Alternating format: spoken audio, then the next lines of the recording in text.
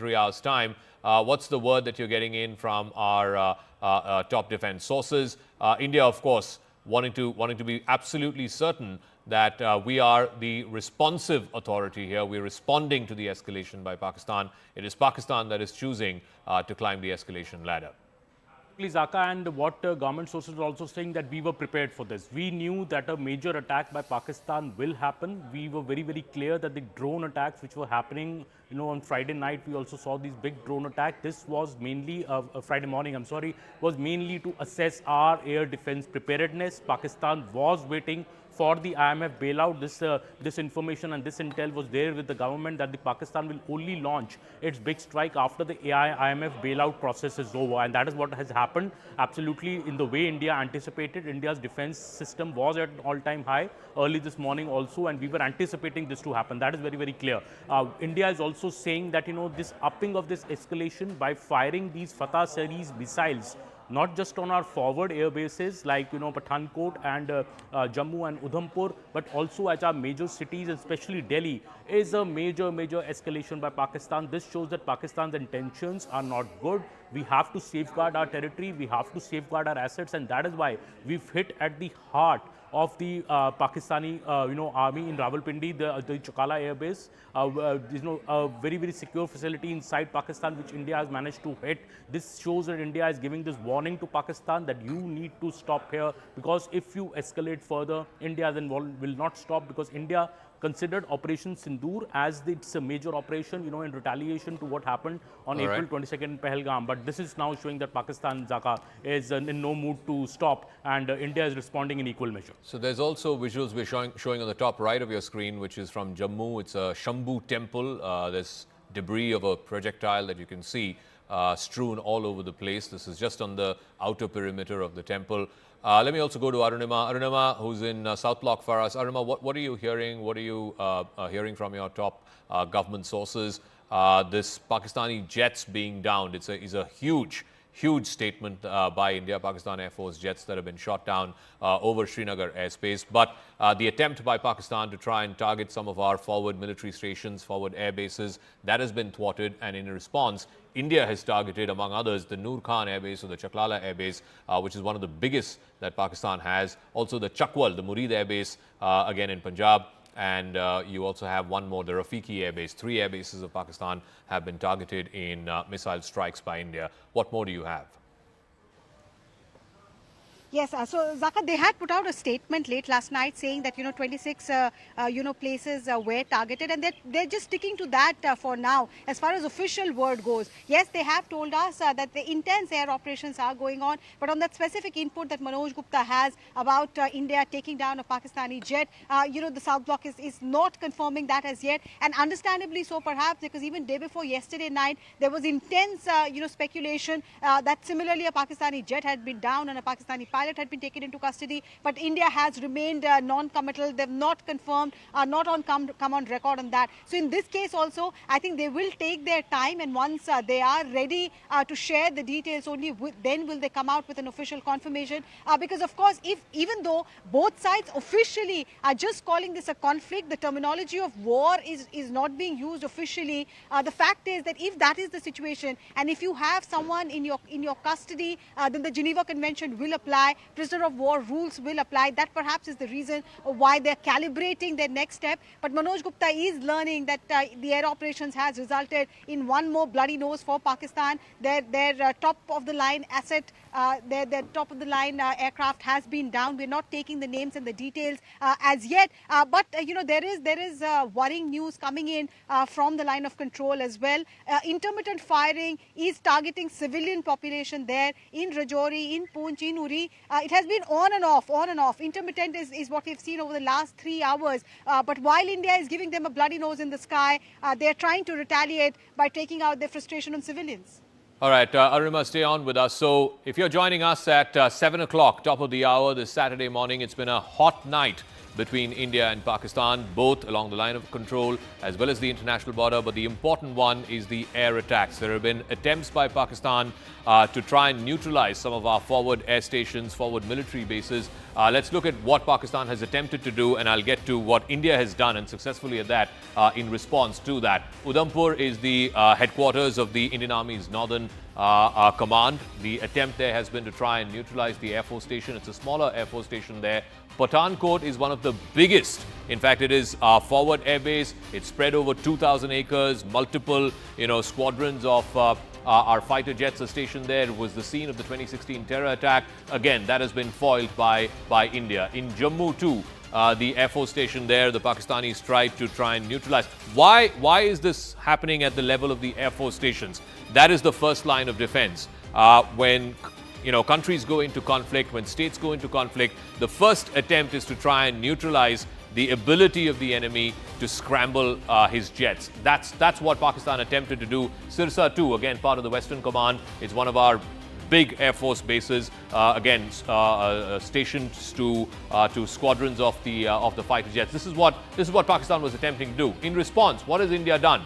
India too has targeted Pakistan's forward air bases. Let's get out that second map. What India has done in response to what Pakistan tried to do. And you look at this map, what stands out are the air stations that India has attempted to take out. And you can see those pictures as well from the Noor Khan Air Base in Rawalpindi. This is one of the biggest air bases that Pakistan has. It played a role in the 1965 and 1971 wars as well. This was earlier called the Chaklala Air Base. It is right in the heart of Rawalpindi. The general headquarters, Rawalpindi, is not too far from the air base. In fact, there is a famous Pakistan military college that's housed inside the Chaklala Air Base. It's now been renamed as the Noor Khan Air Base. You saw those pictures recorded by an individual, a civilian there, looking up at the big cloud of fire and smoke going up at the Noor Khan Air Base. Then further south, the Chakwal Air Base, it's called the Murid Air Base, again was active in the 65 and the 71 wars. The Chakwal Air Base too has been hit successfully by India. And then you have a smaller one in Shorkot. It's called the Rafiki Air Base. Again, a lot of transport aircraft, the C-130s, the Il-76s, they've been housed in some of these air bases. The Shorkot Air Base in southern Punjab has been hit as well. And Sukur, which is a civilian defense technical airport, Sukur has also been hit in Sindh.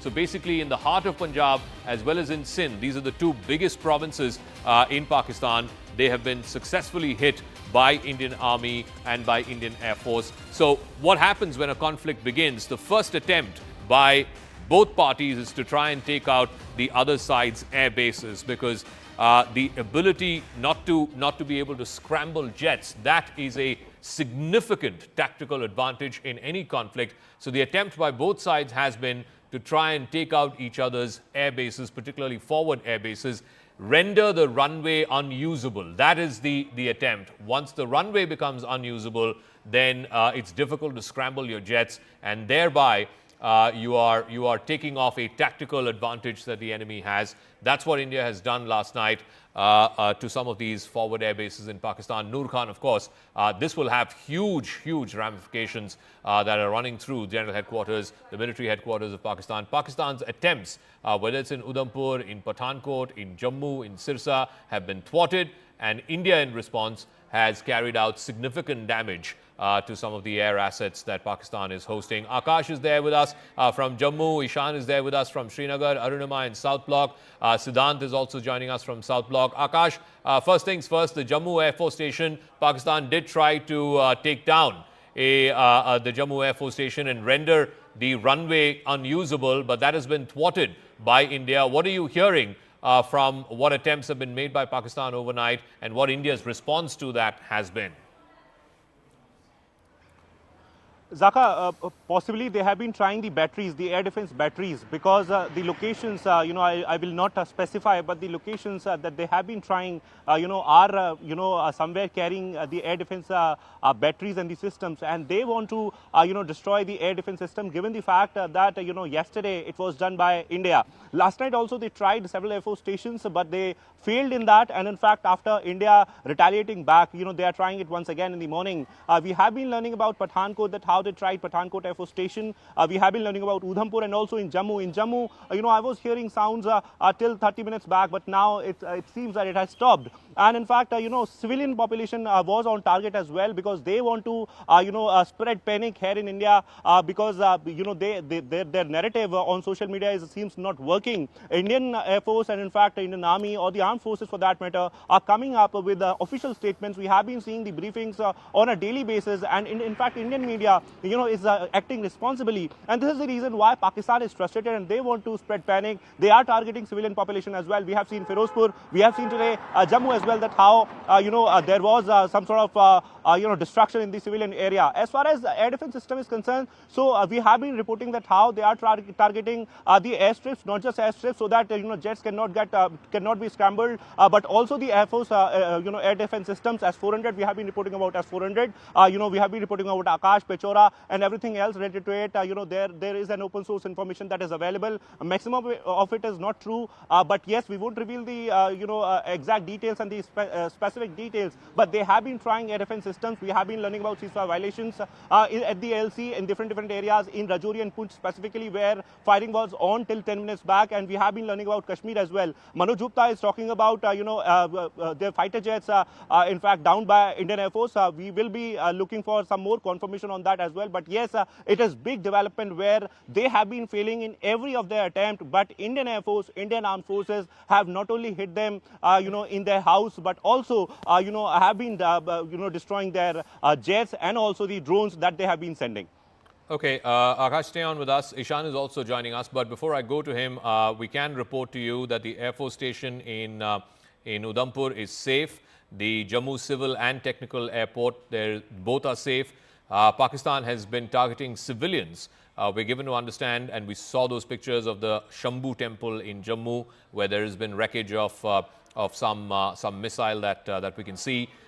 In Janipur, Rehari, and in the Udhampur parts of Jammu have been targeted. The bordering areas of Rajouri have been targeted. Araspura has been targeted. And there have been ceasefire violations in Arnia, Uri, and Akhnur, all of which are, of course, on the line of control. So there have been ceasefire violations on the line of control. There has been violations across the international border in Rajouri, in Araspura, in Udhampur, Janipur, and Rehari. These are all in Jammu. So both on the IB as well as the LC, there have been heavy artillery shelling that Pakistan has tried to carry out. Also, that important word that we got overnight, Pakistan launched the Fatah-ii missile. It was headed in the direction of the national capital, is what we are given to understand. But India's air defense systems thwarting that in the skies over Sirsa in Haryana. And that is a major escalation by Pakistan in response. India has hit back, and you can see the picture in the middle, which is the Noor Khan Air Base, one of the forward air bases of the Pakistan Air Force, one of the biggest, in fact, that they have, played an important role in both 65 and in 71. It used to be called the Chaklala Air Base before, houses the Pakistan Military College there as well. That has been now attacked in a significant way by the Indian Army and the Indian Air Force. Let's also go across, if we can, do we have Ishan? If we have Ishan, we can go to him. All right. Arunima, coming back to you again. So we have two sets of action that are happening. One, of course, the ceasefire violations and the heavy artillery shelling that are happening both at the LC and in the international border. And then you have this missile and drone activity that's happening courtesy the Indian Air Force, which is trying to take out some of Pakistan's forward air bases. Tell us what a night it's been between India and Pakistan in these last 6 or 7 hours.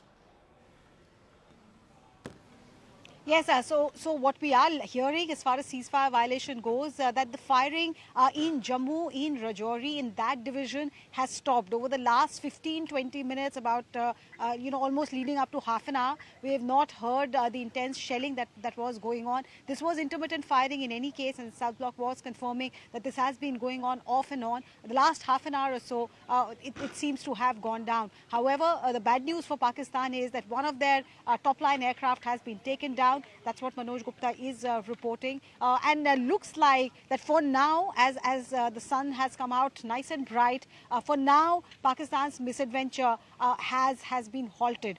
But come evening, will they make an attempt again? Over the last 3 days, consistently they have tried to breach our airspace and been thwarted by our air defense system. Even this morning, we got a confirmation from South Block, from the defense sources, that yes, the attempt was made at Udhampur, the attempt was made at Pathankot and at Jammu. In Jammu, they managed to strike civilian areas. A temple was a missile landed near a temple, and some houses were damaged. All right, Arunima, give me a moment. We're just confirmation showing is coming pictures of wreckage from a drone. This is in Amritsar, in the outskirts of Amritsar, in the rural parts of Amritsar, I believe. You can see the wreckage of the drone there. Do we have audio on that clip? If we do, I think we should try and play up that audio. Clearly, you can see some of the wreckage, some of the damage from last night. All of that wreckage parts being sort of strewn around the place. These are from the rural fields of Amritsar. I believe some cops are taking this footage. Civilians there in the vicinity as well. These are on the fields. The fields, of course, have been plowed for the sowing season. There you can see the remnants of the wreckage there of what looks like a drone. We don't know if this was an exploratory mission, a probing mission, or whether there was any kind of explosive that was attached with this drone.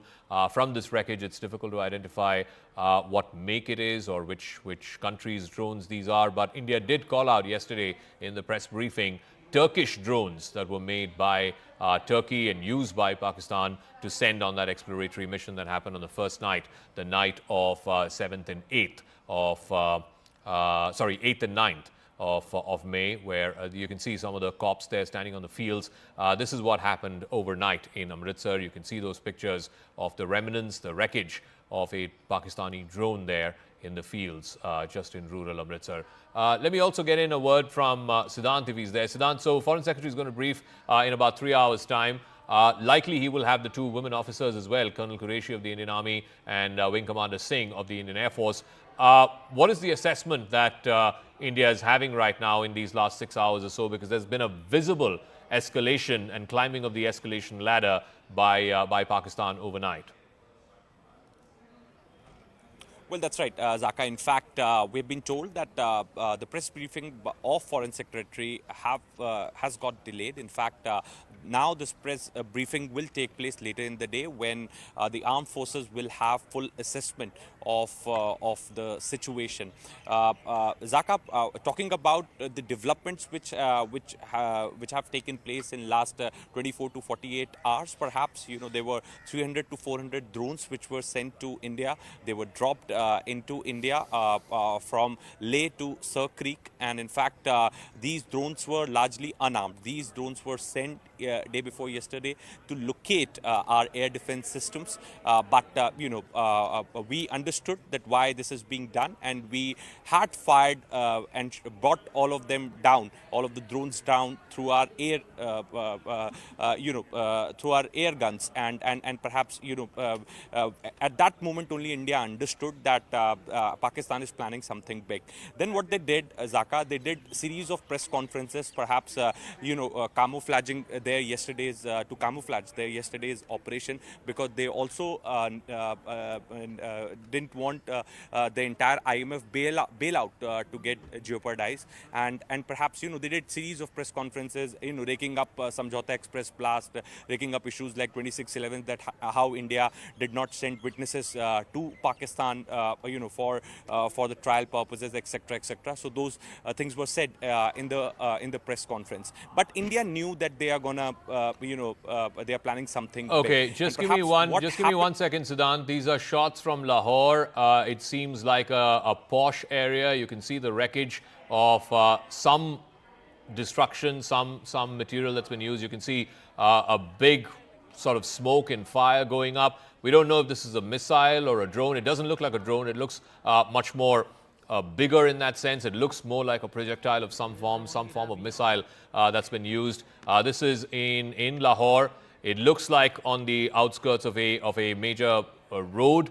Whether this is in a deeply populated part of the city or whether it's on the outskirts, we don't know again. But this is from Lahore, and you can see fire and smoke on the sidelines of a major road whether this is a highway or an arterial road. You can see civilians there trying to capture the images. It seems like fields that are just off the road. The fields seem to be on fire, and you can see the remnants of a projectile as well. It doesn't look like a drone. It looks much bigger in size. It looks like some kind of missile remnant that has fallen there in Lahore. So these are the images that we're getting in from Lahore of what India has done. It's one of the places that India had targeted in Lahore last night in response to what Pakistan has been doing, trying to take down some of the Air Force stations and the military stations as well.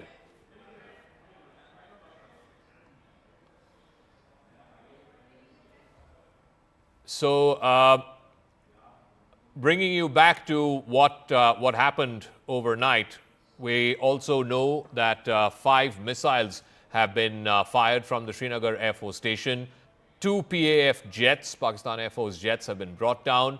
The image that you're seeing on the left-hand side of your screen is from a place called Lasjan. You can see the wreckage of what seems like a projectile. It seems like an explosive added ammunition, added a drone that's been taken down.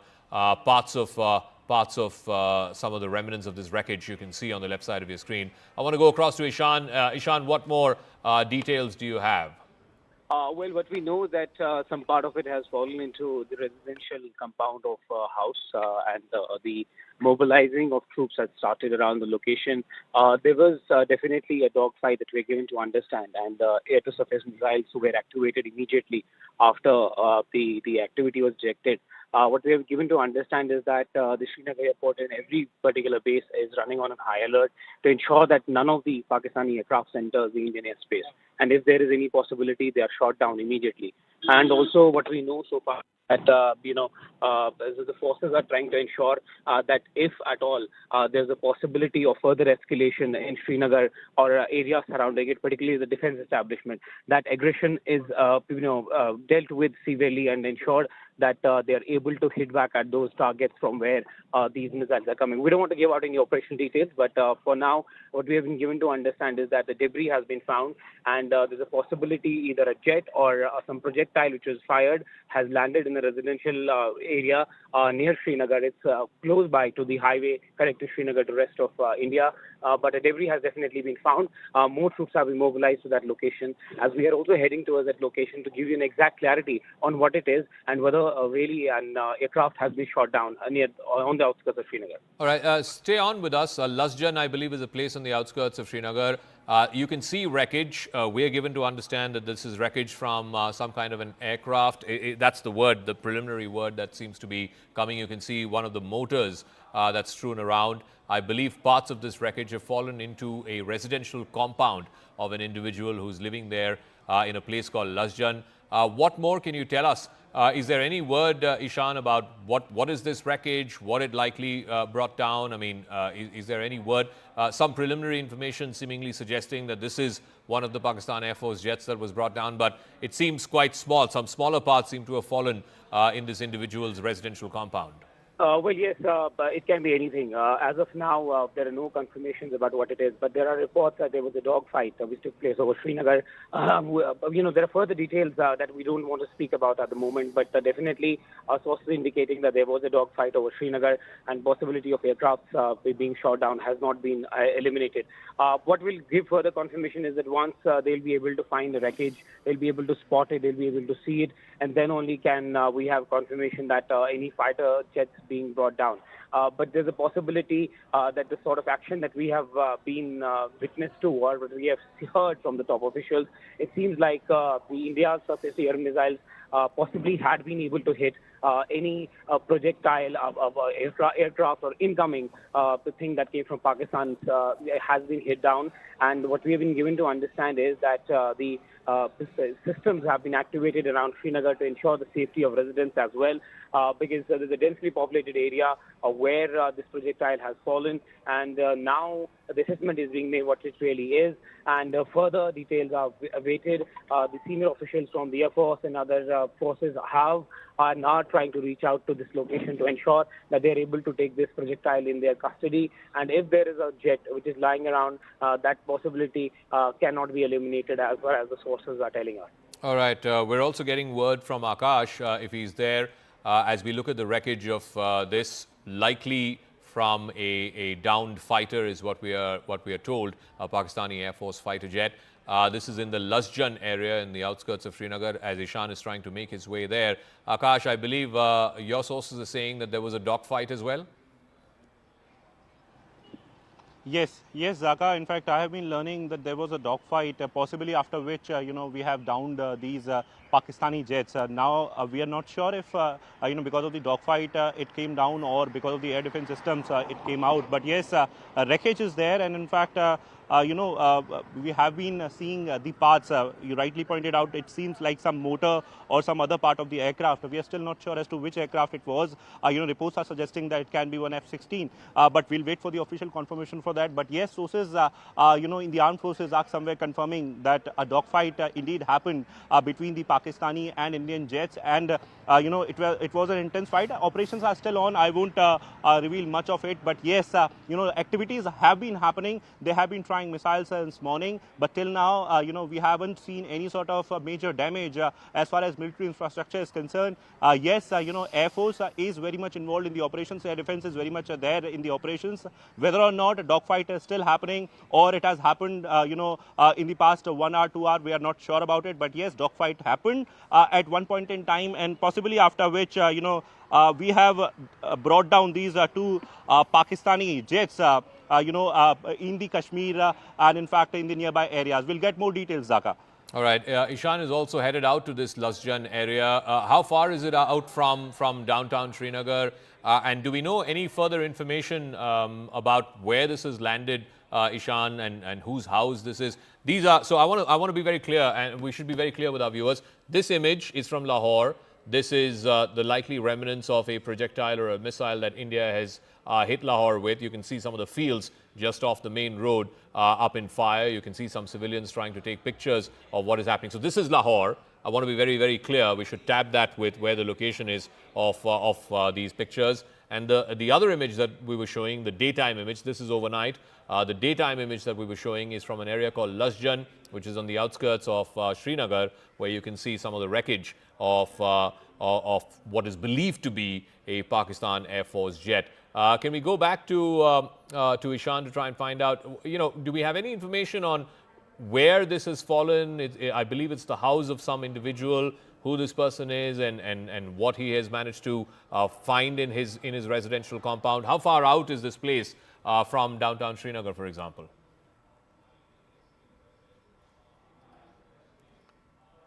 All right, we've lost Ishan. We'll try and go back to him.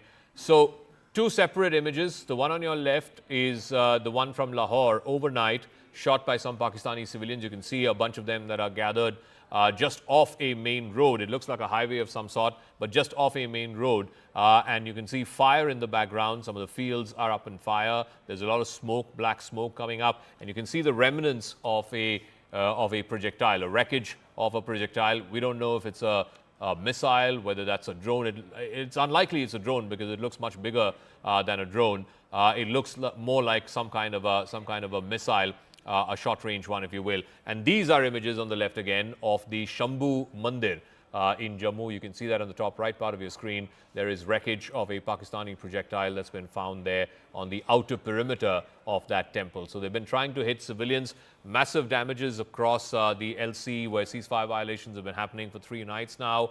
I believe in Rajouri, for example, a senior government official has also unfortunately lost his life. That's been tweeted by the Chief Minister of Jammu and Kashmir, Mr. Omar Abdullah, that a senior government official has lost his life there. I think Arunima has more details on that, so maybe we can go to her to try and get that sense. But pictures that we're showing from Lahore on the left, fields up on fire, and the wreckage of what looks like a missile. And then you have on the top right of your screen images of the wreckage from a temple in Jammu, the Shambhu Mandir in Jammu. But Arunima, the details that you have of a government official unfortunately losing his life in the shelling that has happened in Jammu overnight. Yes, so Rajkumar Thapa, he was an assistant, district collector level officer in Rajouri. A shell landed at his residence during, intense firing in Rajouri, the ceasefire violation that was happening, and a shell landed at his residence, and he was subsequently rushed to the hospital, but he is no more. And Chief Minister Omar Abdullah, in fact, has tweeted his condolence message. What Chief Minister has said, he's confirmed that this is a devastating news that is coming in from Rajouri. He says we have lost a dedicated officer of the Jammu and Kashmir All right, administration. Arunima, I'm sorry to interrupt you, but these are shots that we're getting of India intercepting some of these Pakistani missiles. This is from last night. We don't know the location of where this has been intercepted, but you can see the wreckage, huge smoke going up in what seems like a field. But this is the image of India intercepting Pakistani drones. Can we have the location of where this has come from? Checking with our producers at the back end. But these are live pictures, not live, these are pictures that happened from last night. And then you can see the aftermath of the wreckage of the drones that have fallen in what looks like fields. We're given to understand that this is from Jammu. If we can get Akash to walk us through these pictures. Akash, this seems like some kind of CCTV footage that's been recorded overnight. You can see two separate visuals. One is the drones going up. You can see those flares in the sky. There you go. The flares up in the sky. And then the second image that you can see, the second visual that you can see is of the wreckage. There's massive fire going up in what looks like a field. Akash, what more can you share with us about specifically these pictures? So, Zata, while we know that drones have been sent by the Pakistani forces towards India, we know that many of these drones are being operated from the forward post of Pakistan, the military post of Pakistan. This is one video where Indian Army has basically destroyed one such post where, which was in fact earlier a terrorist launch pad. Infiltration was happening in that particular area, and there were inputs in fact that, it is happening from that particular post. It is working as a launch pad. And now we were learning that, drones are being operated from that particular place. This post has been destroyed by Indian Army. It is near Jammu, and it has been destroyed by Indian Army. These are the visuals where we are seeing, the visuals, fire coming out, and in fact after the hit, in fact the smoke and every other aspect of that particular hit. These are the visuals. The Indian Army has basically destroyed this Pakistani post, which was carrying out this sort of infiltration, and in fact the attempts were happening for last so many days, in fact, and in fact this particular post was facilitating the drone movement, and in fact drones were launched from this particular post. There were inputs, and after that Indian Army basically has hit this particular post. Stay on with us as we show these pictures, as well as multiple pictures that we're getting from Lahore, as well as from Jammu and Srinagar. In Srinagar, on the outskirts, in a place called Lasjan, we're given to understand that there are remnants of a Pakistan Air Force jet that have landed in the residential compound of one individual. We were showing you those pictures a moment ago. But these are images, CCTV images likely, of India intercepting these Pakistani drones. There you go. That's the first set of images. You can see the intercept happening in mid-sky. And then the next set of images are the remnants of the wreckage up on fire and smoke in what looks like fields. This is from the Jammu region, is what we've given to understand. Siddhant, in terms of diplomatic maneuvers, have you heard anything, any interventions, anything from the Americans, the Europeans? The Saudis, of course, were here both in Delhi as well as in Islamabad. But it seems like, the level of intervention seems to be far less, certainly from what President Trump and Vice President Vance have said, that it seems like India and Pakistan's problem, and it is up to India and Pakistan to sort it out. Well, that's right, Zaka. In fact, we are also getting statement from G7 foreign ministers, Zaka, and in fact, they have unequivocally condemned Pahalgam terror attack. And in fact, that statement could be seen more inclined towards India. And in fact, the G7 foreign ministers have also urged for a de-escalation. As you rightly said, that a junior foreign minister of Saudi Arabia day before yesterday came to India. In fact, he met Minister Jaishankar. His convoy was in fact spotted outside Prime Minister Modi's residence, though there were no photographs released by either side.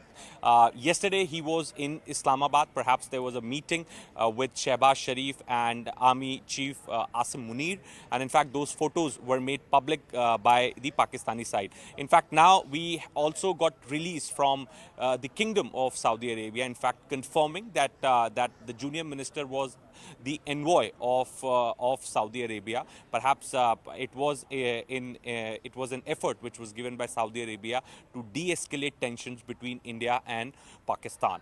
Now, Zaka, as you rightly said, as far as United States is concerned, perhaps, they have condemned the attacks. In fact, they extended full support to India at all levels in United States. All offices have perhaps condemned the attack.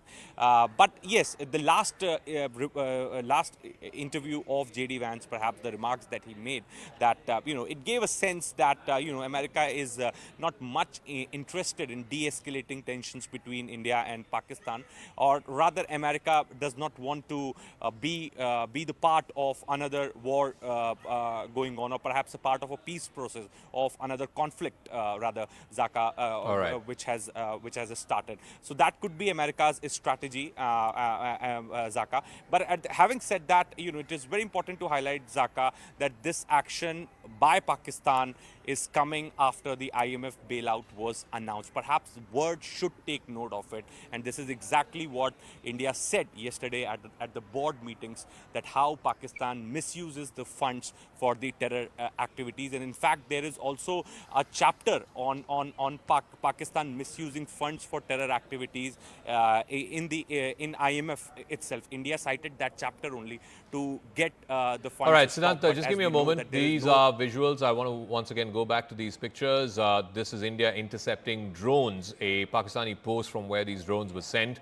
We're given to understand that this is in the Jammu region, so you can see two separate sets of pictures. One, the interception that's happening, likely by the indigenous air defense systems, the Akash missiles. And then the second set, this is the second set of visuals that you're seeing, which is the wreckage, the fire and the smoke after the interception, the wreckage falling onto what looks like fields there in the Jammu region. So you can see both these sets of images. These are CCTV images from last night.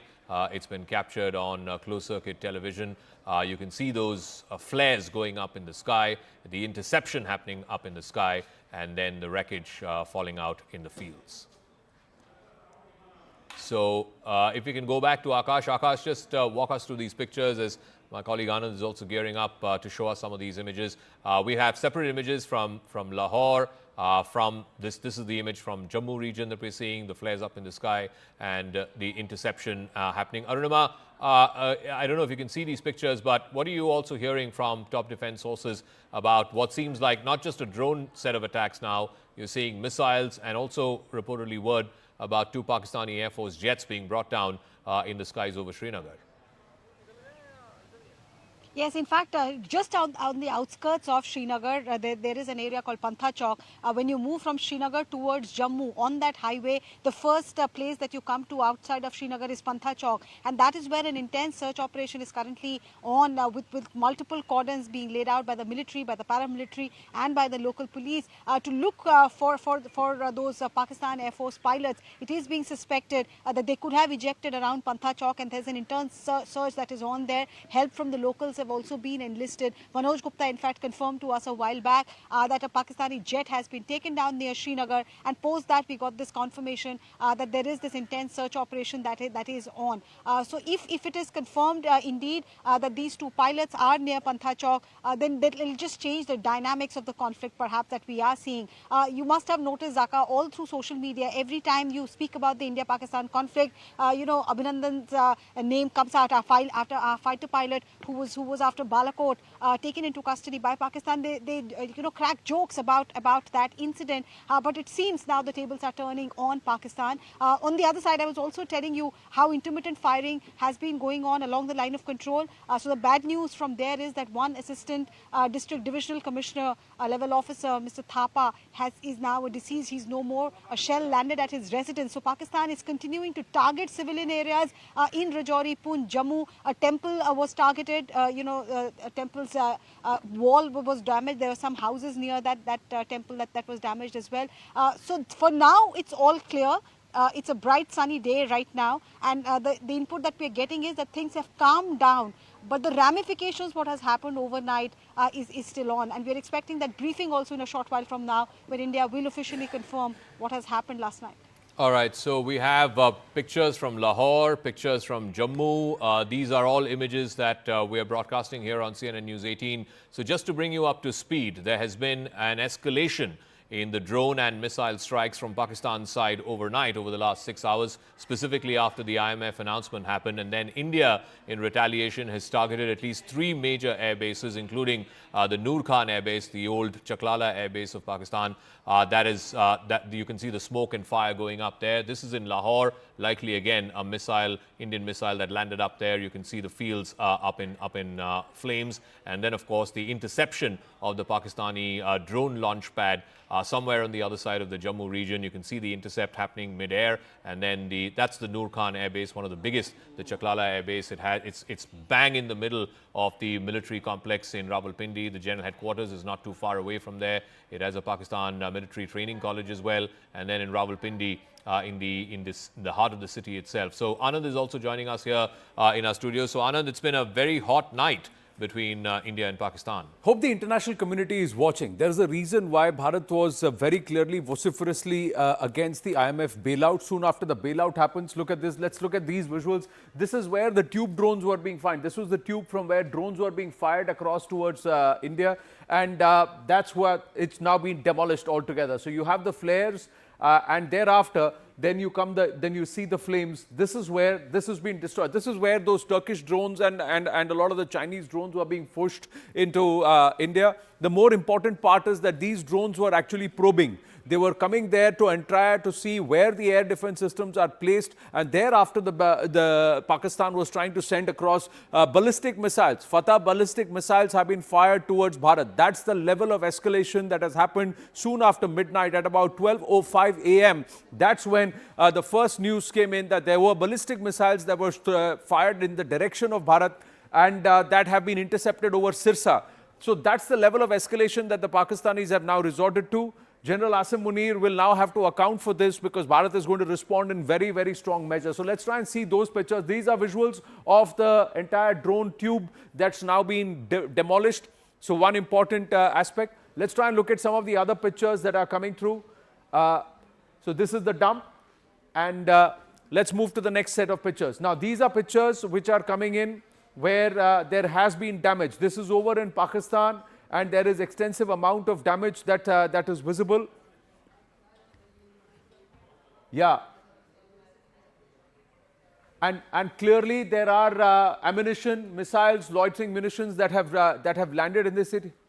No, these are Jammu. These are pictures of Jammu. I was just looking at the card numbers, the registration numbers. So this is what Pakistan's done. It's targeting Jammu city. There are military installations, but some of these have also landed near temples. They have also landed near some of the temples, very famous temples in Jammu, where some of the munitions, some of the missiles, projectiles that have been fired by Pakistan have landed. There is damage in civilian areas.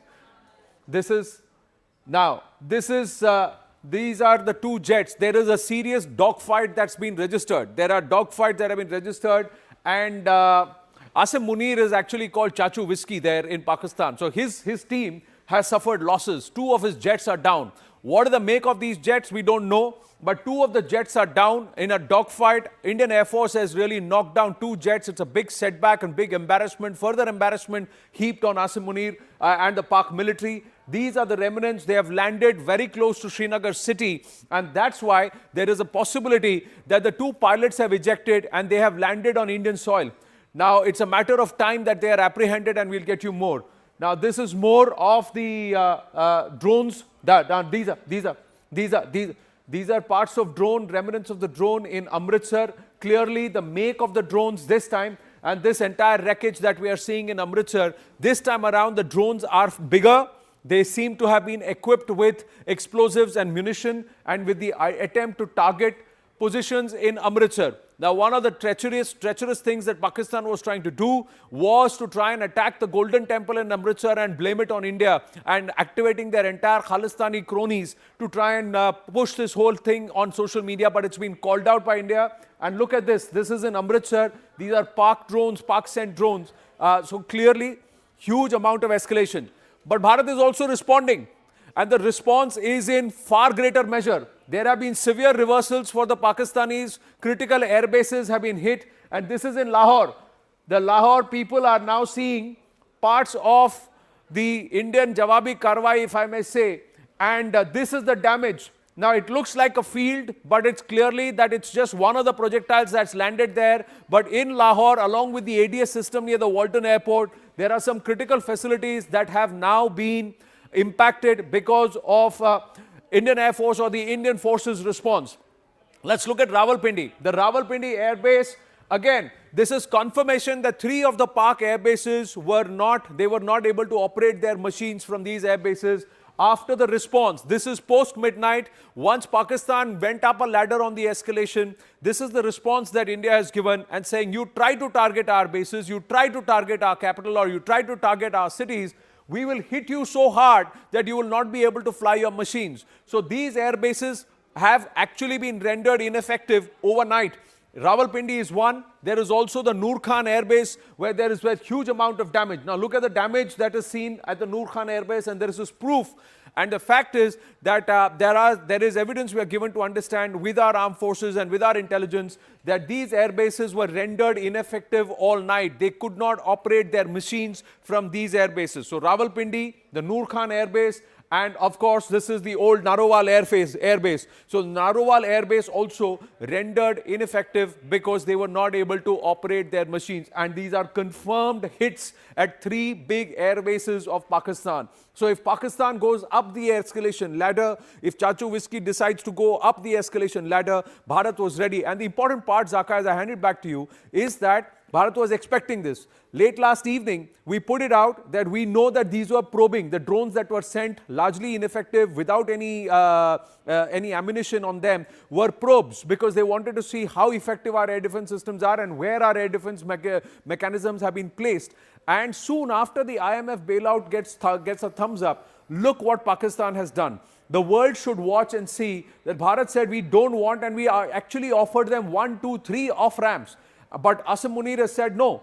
And the Pak military has said no, we come there, and they've called it Bunyane Mahsoos, and then launching ballistic missiles towards, and one of them intended reportedly towards the national capital, Zaga. This is serious escalation. Yeah. And perhaps now India was expecting it. They were prepared to see to what level Pakistan takes it. Clearly, they don't want an off-ramp, and they don't want to get an escalating ladder because they seem to be desperate to get some win or the other, and that's not happening. That's being denied. So what we are seeing, in case you're joining us a little past 7:30 in the morning, in case you're joining us this Saturday morning, it's been a night full of action. It's been, as they say, a hot night between India and Pakistan. Pakistan has decided to climb the escalation ladder.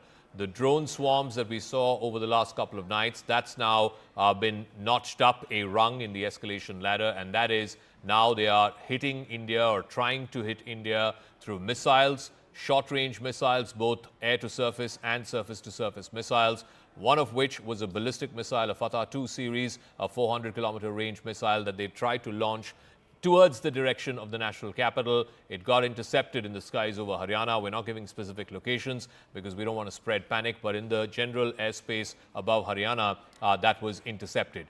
India has responded. It has taken out at least 3 major forward air bases of Pakistan. The Noor Khan Air Base, which is the biggest in the country, the Chakwal Air Base, the Murid Air Base as it's known. Both of these air bases have both fighter jet squadrons as well as transport aircraft. So transport aircraft are also important in terms of being able to move logistics. Also the Rafiki Air Base, which is further south in southern Punjab, and there's a civil plus technical airport in a place called Sukur in Sindh. So that is India's response to what Pakistan tried to do. Separately, we're also getting information about massive ceasefire violations both along the line of control and the international border. There has been some damage to civilian installations as well. Pakistan tried to attack some of India's forward air bases. Pathankot certainly saw a bunch of attacks last night, but there has been very minimal to zero damage there. The Jammu Air Force Station they tried to attack yesterday, again zero damage there. Both the technical and the civil airports are fine, are safe. Also in Udhampur, which is the headquarters of the Northern Command of the Indian Army, there too there is, I can report to you, minimal damage. So we're being very, very responsible, very, very measured in our reporting. So the big picture being that it's been a hot night between India and Pakistan. Certainly both sides now climbing up a rung in the escalation ladder. Arunima is there with us, Siddhant is there with us. We'll try and go across to Akash as well, who's joining us from Jammu, Ishan in Srinagar, where I believe a dogfight has happened and 2 Pakistan Air Force jets have been brought down. Let me go across to Arunima. Arunima, big picture, what are you hearing? You're outside South Block for us. Any defense sources, government sources saying what the situation is, what the assessment is as they see it? See, the situation right now, we are told at about 7:30 hours this morning on Saturday, is under control. Whatever misadventure Pakistan indulged in last night, post midnight, it has been met. And they have lost more than they attempted to harm India with. So what we are told is that there are at least 2 Pakistani fighter jets which have been down. Officially, they're not saying whether they know exactly where the debris are, but they are confirming that they feel that at least 2 Pakistani fighter jets are down, and an intense search operation is currently on around Srinagar to look for the Pakistani Air Force pilots who likely ejected. So that's one. Second, we do know that their ceasefire violation along the line of control in Rajouri, Poonch, all of that has resulted in deaths. They were targeting civilians. One district level official has also lost his life because his house was shelled. Chief Minister Omar Abdullah has also tweeted his condolence. But for now, the firing that was on at Rajouri Poonch sector over the last 1 hour or so, even that has gone down. Jammu also was targeted. Attempts were made at the Jammu, Pathankot and Udhampur airbase. And even though Pakistan's propaganda machinery through their own local media channels were trying to say that the Udhampur airbase has been damaged, our sources in the defense establishment have confirmed that there's no damage to any air asset or to the premises or any personnel in any of these air bases. Pathankot, Jammu, Udhampur, it's all clear there. And right now the focus, like I said, A is to look for the Pakistani Air Force pilots. B is to assess the kind of damage that has been inflicted on Pakistan. Once this assessment has been done, we're expecting a formal press conference led by the Foreign Secretary. All right. I also want to go across to Ishan, but what we're seeing in the middle part of your screen is wreckage believed to be from 2 Pakistan Air Force jets that have been downed. It's landed in a place called Lasjan, which I believe is in the outskirts of Srinagar. Ishan is on his way to Lasjan. What more do we know about these parts, this wreckage? Where was it found? The individual who has shot this? What more can you tell us?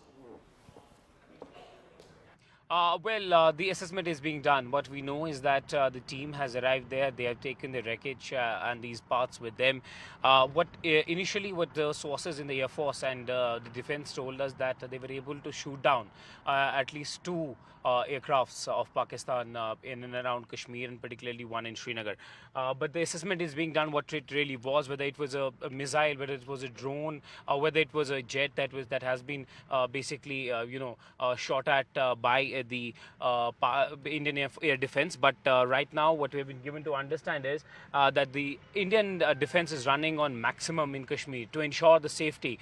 They have shot down, things. What we don't have a clarity yet on that what kind of projectile it is, what it was, and where actually it other places where it has landed. But what we know is that there is a high level of operational preparedness. The forces are checking everything that is coming in their radar to ensure that they are brought down immediately.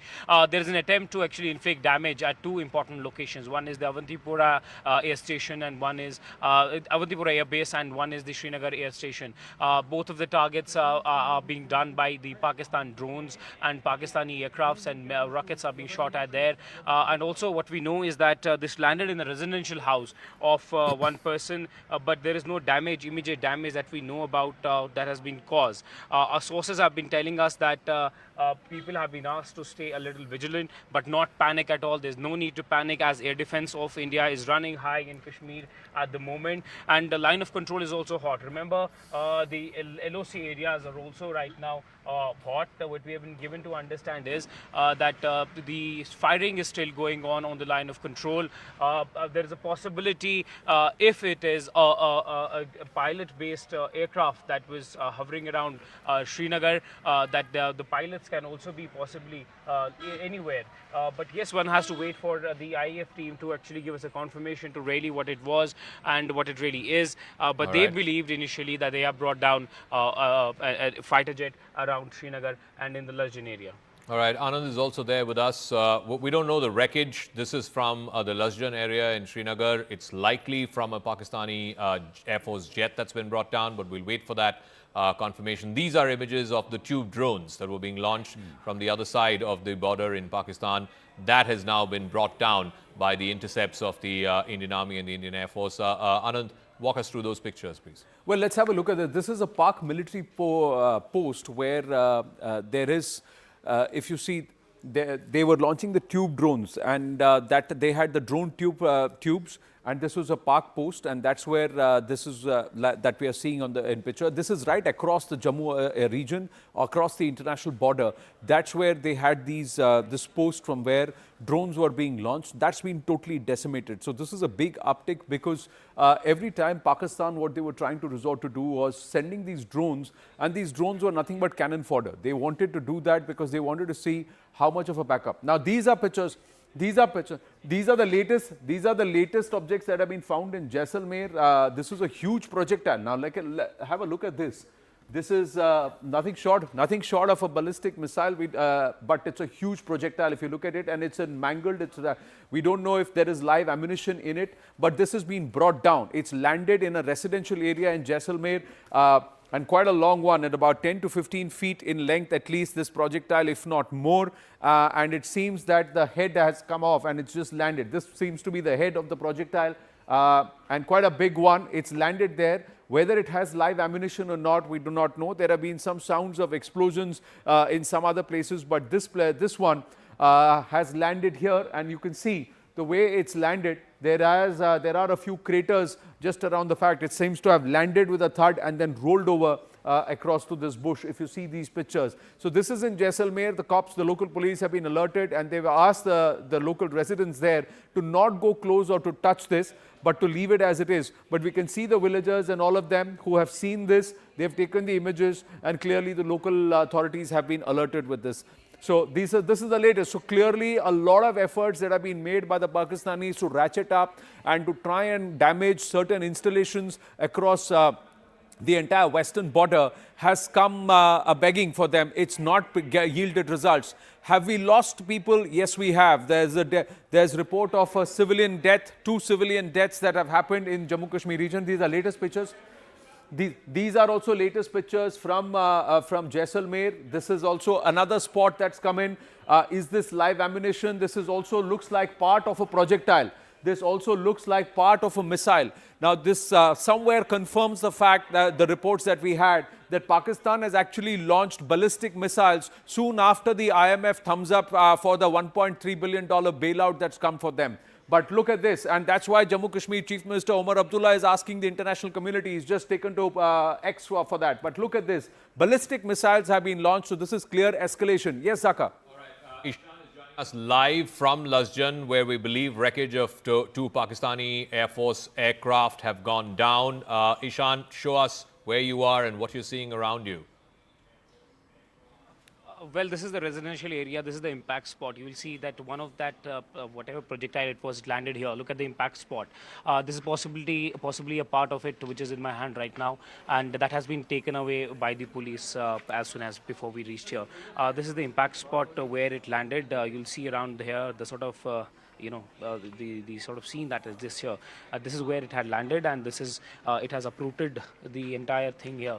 And you will also notice here that one more projectile actually fell at this place, and Then it was taken away by the police, and what we've been told is that there's an active investigation going on, what it really was, what it really is. Now the Indian Air Force will ascertain that what really it was brought down here. But initial information with the Air Force was that they have been able to bring down at least one jet around Srinagar and then on the outskirts as well. What is but this look at place? the spot where the is it a impact spot house? is. Is it the backyard of a house? What is this place?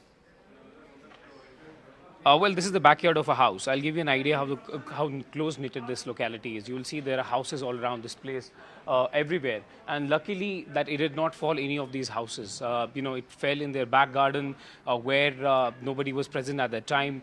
And you will see that there's a very less space present between these houses. And if it all had fallen on any of these houses, it would have created a lot of damage to them. But this is the impact spot. You will exactly see the sort of locality that exists, that there was nobody present at that time here. We spoken to the residents here. They said that there was a loud sound that they heard, and after that they came out and seeing that there was some projectile, two of them present here, and then it was whisked away by the police. But the impact has been like a good big impact around this place, and lucky enough for these people that it did not fall in any of these houses, any of these residential houses which are closely knitted and closely located with each other. But we have given to understand is that now the Air Force and and the teams of Indian Army will look at this particular object and see what it really was and the sort of damage it could have inflicted on the residential area. But definitely we had seen that there was a high air activity. We've been given to understand that there was a possibly a dogfight that took place in the skies of Srinagar. But right now it's difficult to tell what really fell here because it's part of the investigation by the agencies. All right, Anand, I believe you have pictures of what has gone down in Jaisalmer. Yes. It looks like parts of a missile. Just take us through what you're now, seeing. this is close to the Pokhran region, we are given to understand, and the locals are saying when this landed there, they heard a loud explosion. So they're not sure whether this is a bomb, but the shape of it and the way it is, it looks like a missile. Now, whether is it what make it is, what type it is, whether it is a portion of a ballistic missile, we have to wait and watch. But clearly, this is a far bigger projectile than what we saw landing in Jaisalmer yesterday and day before. So that were about 5-6 feet. Those were the kind of projectiles that we had seen. This is more than 10 to 12 feet long, and if you see the whole length and breadth of this and this entire image, it very clearly shows. Look at the locals, and you can compare and contrast the size of this projectile based on the locals who are standing there, and that itself gives you that this is at least 10 to 12 feet long, if not more. And this is not even the whole projectile. This is not even the whole missile. And this is another portion that's found. Now, this could be a live mortar shell or munition. So the locals have been advised that you take pictures and you stay away. Don't touch it. Keep minimum distance. Some of this may be live. Some of this may be diffused. We do not know. But these have landed. So clearly, the escalation ladder, Pakistan has really gone up the escalation ladder. With what intent? Can they sustain it? Is it desperation? But what also stands out is our air defense systems. Yes, there will be some reversals, there will be some aspects, but a 10% hit or a 5% blow on the chin or somewhere is nothing compared to the 100% might that was pushed by the Pakistanis. So largely, if you were to say 98% of the efforts pushed by the Pakistani military has been neutralized or has been diffused. But it is also sad that we have lost at least 2 civilians in Jammu Kashmir, leader, one lady, and also one person who was part of the administrative services in Jammu and Kashmir, in Srinagar, who's also sadly lost his life. But the other part, Zaka, as I hand it back to you, is that Pakistanis have not just targeted military installations, they seem to be targeting certain religious installations also, because one of the missiles sent by the Pakistanis, or projectiles, has landed near a temple in Jammu. The other thing is they were flying around over Amritsar. With what intent? We have to see. Thankfully, majority of these have been neutralized. We are also awaiting details, and I'm very curious to see if there are locals who have cited someone trying to come down on a parachute. Because if there is a dogfight and 2 Pakistani jets have been downed, there is a high possibility that there could be 2 Pakistani pilots or enemy pilots on Indian soil. Now, whether they are apprehended, whether they've been cited, we're waiting for those confirmations. But there is a confirmed report that there was a dogfight over the Srinagar skies this morning. All right, we'll leave it at that. Thanks for that, Anand. As we go across to Tejinder in Jammu, but those images from Jaisalmer, that looks like a significant piece of military hardware. That looks like a missile possibly a short-range or a medium-range missile, the remnants of which landed up in Jaisalmer. We'll try and find out from our reporter there. We've got Anvit, I think, there in Jaisalmer. This is what the locals have spotted, and they have filmed it and they've sent it across. There's been some civilian casualties as well in Jammu, in Rajouri, Poonch. Tejinder has more on this. Tejinder, I believe a DC level officer has also lost his life. I think his house was attacked yesterday. There's been 3 civilian casualties in Jammu is what we are told. Just tell us what else are you hearing and seeing this morning in Jammu? Zaka, unfortunately, there has been 5 civilian casualties across Jammu since the Pakistani army launched this ceasefire violation targeting the civilian population. 3 people, including an additional DC Rajkumar Thapa, have been killed in Rajouri. There has been a fatality. A woman has been killed in Mender area of Poonch, and another civilian has been killed in the Araspura area of Jammu, as Pakistan army continues to target the civilian population. As Anand was rightly pointing out, that a missile launched from the Pakistan side exploded outside one of the famous temples in Jammu called the Aab Shambhu temple, but luckily there was no casualty in that blast. Another 2 missiles that were fired from the Pakistan side, one landed at a residential house in Janipur and the other one in Rehadi. So clearly now the Jammu city, which never came under attack after the 1971 war, has been targeted by the Pakistan side. They are using drones, they are using missiles, heavy artillery guns to target the civilian population. And Zaka, as we speak, the line of control in Jammu as well as in Kashmir is really hot. Pakistan army is once again targeting the civilian population living along the line of control in Uri, in Tangdhar, Keran, Machil sector in Kashmir, and in Jammu region, Poonch, Rajouri, Kathua. These are the areas which are being targeted by the Pakistan side. But yes, the Indian army is giving a befitting response to Pakistan. We are told that several positions of the Pakistan army, from where they are launching their tube projectiles, from where they are targeting the civilian population, have been completely decimated by the targeted fire of the Indian armed forces. So the 3 sets of images that you're seeing, one from Amritsar in the fields there, that's the wreckage of a drone clearly. Remember yesterday India called out Turkey and said there were Turkish-made drones that were being sent from Pakistan to India. The middle part of your screen is debris from a Pakistan Air Force jet. We don't know the make. Could be an F-16, but we don't know the make. It's in a place called Lasjan. You heard from Ishan a moment ago. He's landed in that residential colony in Lasjan. Thankfully, it fell on the backyard of an individual. And then on the right side of your screen, it seems like a massive projectile of some sort. This is from Jaisalmer. We'll try and get to Anvit as well to try and get a sense of what this is and how the villagers managed to find this. Arunima is joining us. So the big picture at 8 o'clock this morning, this Saturday morning, it's been a hot night between India and Pakistan. Multiple drone and missile strikes both ways. Pakistan upping the ante, escalating going up the escalation ladder after the IMF bailout announcement, trying to attack India's forward air bases and military stations from Jammu to Udhampur to Pathankot to Sirsa, Adampur were all under target, but all of those attempts have been thwarted. India in response taking out some of the forward air bases of Pakistan, the Noor Khan base being the topmost one. It's one of the biggest air bases, one of the oldest air bases of Pakistan. It used to be called the Chaklala Air Base, right in the heart of Rawalpindi. There's one in Chakwal, the Murid Air Base, a smaller one which has transport aircraft, and then one further south in Surkot, the Rafiki Air Base. Arunima, from South Block, what is the big picture that you're hearing from top government and defense officials?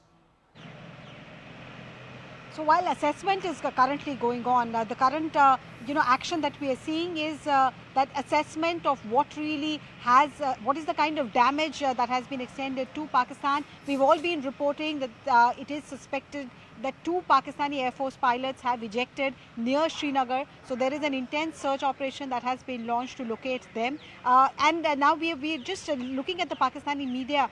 They're reporting that Shahbaz Sharif has called for a meeting of the National Command Authority. So all of the developments that are happening in Pakistan also is being closely monitored. Our own Foreign Secretary is expected to brief with details about what really has happened overnight. The only official word we had last night, the statement from the Indian Army, was that at 26 locations drone attacks were carried out, and after the statement came out, there were surface to surface missiles also, and also Pakistani aircrafts which were launched, we have been reporting how they've got a bloody nose. They tried to cause damage at Pathankot, Jammu, Udhampur, and their media is continuing to maintain that there was some damage done to the Udhampur airbase, but something which has been rejected by defense officials.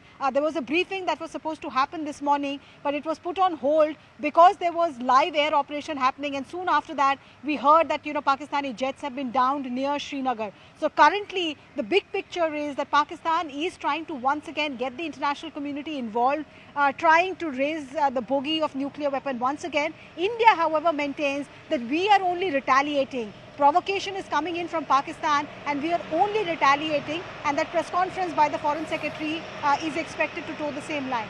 All right, Anand's also there here in the studios with me. So some of these pictures that we're getting, Anand, these are parts allegedly of a downed Pakistan Air Force jet that's been found in Lasjan. We saw that massive projectile from Jaisalmer as well, and then of course the intercepts, the CCTV footage of the intercepts of a Pakistani post where they were using to launch drones. What are you hearing and seeing?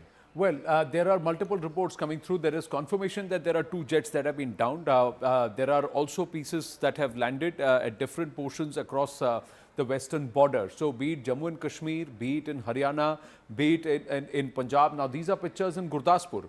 So again, there is a huge collection of people who have come there, and there is something that's landed in the fields. Now it could be live ammunition. Viewers who are watching this, if you see something that has landed somewhere close to your vicinity, or if you know people who are telling you that they are seeing something, they should maintain a fair distance. But what's also evident is that the impact here has made a bit of a crater or a hole on the other side. Now these are farmers who are tilling their lands, and this is an open field in Gurdaspur. Look at the crater there. That's the ditch. Now something's landed big here. For the impact for it to be on a field, and it's landed huge here. So something's landed here and they're trying to show what it is. It looks like portions of a projectile that has landed here, and it's quite a big crater. Now you look at this. This is quite a big crater, and there are a lot of people around. It looks like these pictures are coming at a time when local authorities have already arrived there, because this is a huge collection of people. But look at the size of the crater. This is a huge crater that's landed here. So something big has landed here in Gurdaspur with a huge amount of impact. So clearly, with each passing night, from small drones which had nothing, small projectiles which were not very potent, the size of the projectiles, the missiles, has gone very big. Anshul joins us with more details. Anshul, Gurdaspur, there's a huge collection of people. What seems to have landed there? Is it portions of a big missile? Does this further confirm the theory that Pakistan has actually launched ballistic missiles towards India? Well, definitely, this seems like a big missile, something that has not been that has not been regularly seen over the last 3 days regarding the kind of projectiles that have been launched from the side of Pakistan. At this point in time, the locals have collected over there. The officials and the members of the army, official members of the army, are reaching on the spot. They will try to ascertain as to what kind of missile was actually used that has landed in Gurdaspur at this point. However, at the initial information that we are picking up, there has been no reports of any injuries that has been reported, but yes, there has been lost. They seem to have landed in empty fields. You are in Pathankot at this point, Anshul. What's happening in Pathankot? Is it quiet? We spoke around the same time on Friday morning. This is now, we are into Saturday morning. What is happening in Pathankot at this point? Was it active? Did people cite explosions last night too? Have there been certain portions or debris of attempts by Pakistan that have been neutralized, that have also landed in Pathankot? Well, yes, at least 25 to 30 explosions were heard by myself, and all these 30 explosions were actually of projectiles that were sent from the side of Pakistan, but all of them were actually neutralized by our air defense systems. Especially from 5 a.m. this morning, there were one after the other that were attacks that were launched from the side of Pakistan, and that had landed over here. In fact, that were thwarted by our air defense system. Now, at the exact location at which I'm standing, this is the last village of international border over here in Pathankot. Right in front of you, what you are seeing is Pakistan. I'll try and see you a few posts of Pakistan Pakistan over here. This village is a very, very important village because the manner in which there has been amplification that has been done from the side of Pakistan. There are reports of certain firings that might have happened, but this is the international border. Over the last few hours, this has remained absolutely calm. But yes, a few locals actually claim that late last night they saw a few projectiles being launched from here. These projectiles were actually neutralized by our air defensive systems. I'll just try and get in a word from a few people. भैया आप यहाँ पर रह रहे हैं, किस तरह का माहौल है यहाँ पर? बिल्कुल पाकिस्तान सामने है आपके और काफ़ी अभी टेंशन बढ़ी हुई है। माहौल तो सर अभी ख़राब ही चल रहा है, आपको भी पता है माहौल तो ख़राब ही चल रहा है। माहौल ऐसे अभी रात को तो कोई रहता नहीं इधर, जो लेडीज़ है जेंट्स है सब चले जाते हैं। कुछ लोग तो रहते हैं गाँव, कोई 10-15 जी रहते हैं। कितनी आबादी है इस गाँव की? इधर 450 आबादी है। हाँ जी। तो कैसा है, कभी वहाँ से कोई अटैक होने का? अभी तक तो कोई नहीं हुआ सर, अभी तक इधर तो नहीं हुआ, बाहर होगा लेकिन इधर नहीं, सिंबल गाँव में नहीं हुआ। हाँ जी। So, thank you for that. Let's also bring you up to speed a little past 8 o'clock in the morning. The big picture is that there has been a hot night between India and Pakistan. Pakistan clearly climbing up the escalation ladder. What you're seeing are visuals from different parts along the northern and western sectors. Jaisalmer, a massive projectile of some sorts. It looks like a missile of some form. And then in Lasjan in Srinagar, you're seeing visuals of what is likely remnants of a downed Pakistan jet, a Pakistan Air Force jet. So let's bring you up to speed with the headlines that we're seeing. First, in Lasjan in Srinagar, in the outskirts of the city, parts of a Pakistani jet have been found. The pictures of the wreckage have been accessed. You can see this was inside the residential compound of an individual. Headline number 2, India managing to intercept Pakistani drones. We can show that CCTV footage as well. This is on a Pakistani launch pad they were using on the other side of the international border in Jammu. Top defense sources saying that India has destroyed this Pakistani post that was trying to launch drones and of course the launch pads that have been used. The second image that you see is that of the destroyed drone. You can see the intercepts happening in the night sky, and then the second image, smoke and fire in the fields there. Headline number 3, part of a drone has been found in the fields of Amritsar. Amritsar bang on the border, just 60 kilometers between Amritsar and Lahore. So parts of a drone have been found in the rural parts of Amritsar in agricultural fields. You can see that as well. Headline number 4, a projectile from Pakistan has been found in Lasjan. This is, like I said, believed to be parts of a fighter jet of the Pakistan Air Force that was brought down in a dogfight over the skies of Srinagar. A bomb-like object has been found in Jaisalmer. This is in a place called Jamla village close to Pokhran. The Indian Army has neutralized the Pakistani projectile. It seems like parts of a missile. There's also that image of a much larger, almost 10 feet large projectile that's been captured there in Jaisalmer as well. So these are the various images that we have. We have Arunima Siddhant joining us. Siddhant, what's the international community saying? Has there been any response, any form of, wanting to calm down tempers, de-escalate the situation? It seems like both India and Pakistan are now locked in this escalatory phase, climbing the escalation ladder. Someone's got to come in and try and mediate and try and get both parties to back off, or are they saying, as Vance and Trump seem to be suggesting, that look, it's their problem, let them figure it out? Well, yes, that's right, Zaka. In fact, international community is urging both sides to de-escalate. In fact, we have a fresh statement from G7 foreign ministers. Perhaps, first they condemned Pahalgam terror attack, then they urged both sides to de-escalate for the sake of regional peace and stability. In fact, Saudi Arabia is one country which is giving efforts for de-escalation. In fact, this offer had come from various countries for mediation and for giving for offering their good office for the mediation purpose between the two between India and Pakistan. But at this point in time, Zaka, you need a country which has leverage with both India and Pakistan, and Saudi Arabia seems to be the one. So this is a reason that in fact the special envoy of Saudi Arabia was in the national capital day before yesterday. In fact, he met Foreign Minister Jai Shankar. He in fact met Prime Minister Modi, though there was no photographs released of him meeting Prime Minister Modi. Then yesterday he was in Islamabad, and in fact Islamabad released those photographs of him meeting Shehbaz Sharif and Asim Munir. Perhaps we really know very little about what was conversation all about. In fact, when he was here also in the national capital, there was nothing which we got in terms of information from Ministry of External Affairs or any other government wing regarding the conversation. Perhaps was he carrying somebody's message? What is the position of Saudi government? Whether that was conveyed to the Indian government, etc., etc. So we know very little. And today Saudi Arabia has come up with a statement, Zaka, confirming that this envoy was sent on a surprise visit to both India and Pakistan, perhaps to give efforts to de-escalate tension. But it doesn't look like an unscheduled visit. the steer that we're getting. He's gone to both Islamabad as well as to New Delhi. First New Delhi and then Islamabad. Before I go to Anand, Aman is also joining us. Aman, what's the big picture? What are top government sources telling you? Because clearly things have escalated. This is the third night, the night between the 9th and 10th of May. It's the third night after Operation Sindoor. Clearly, we're now looking at an active conflict between India and Pakistan.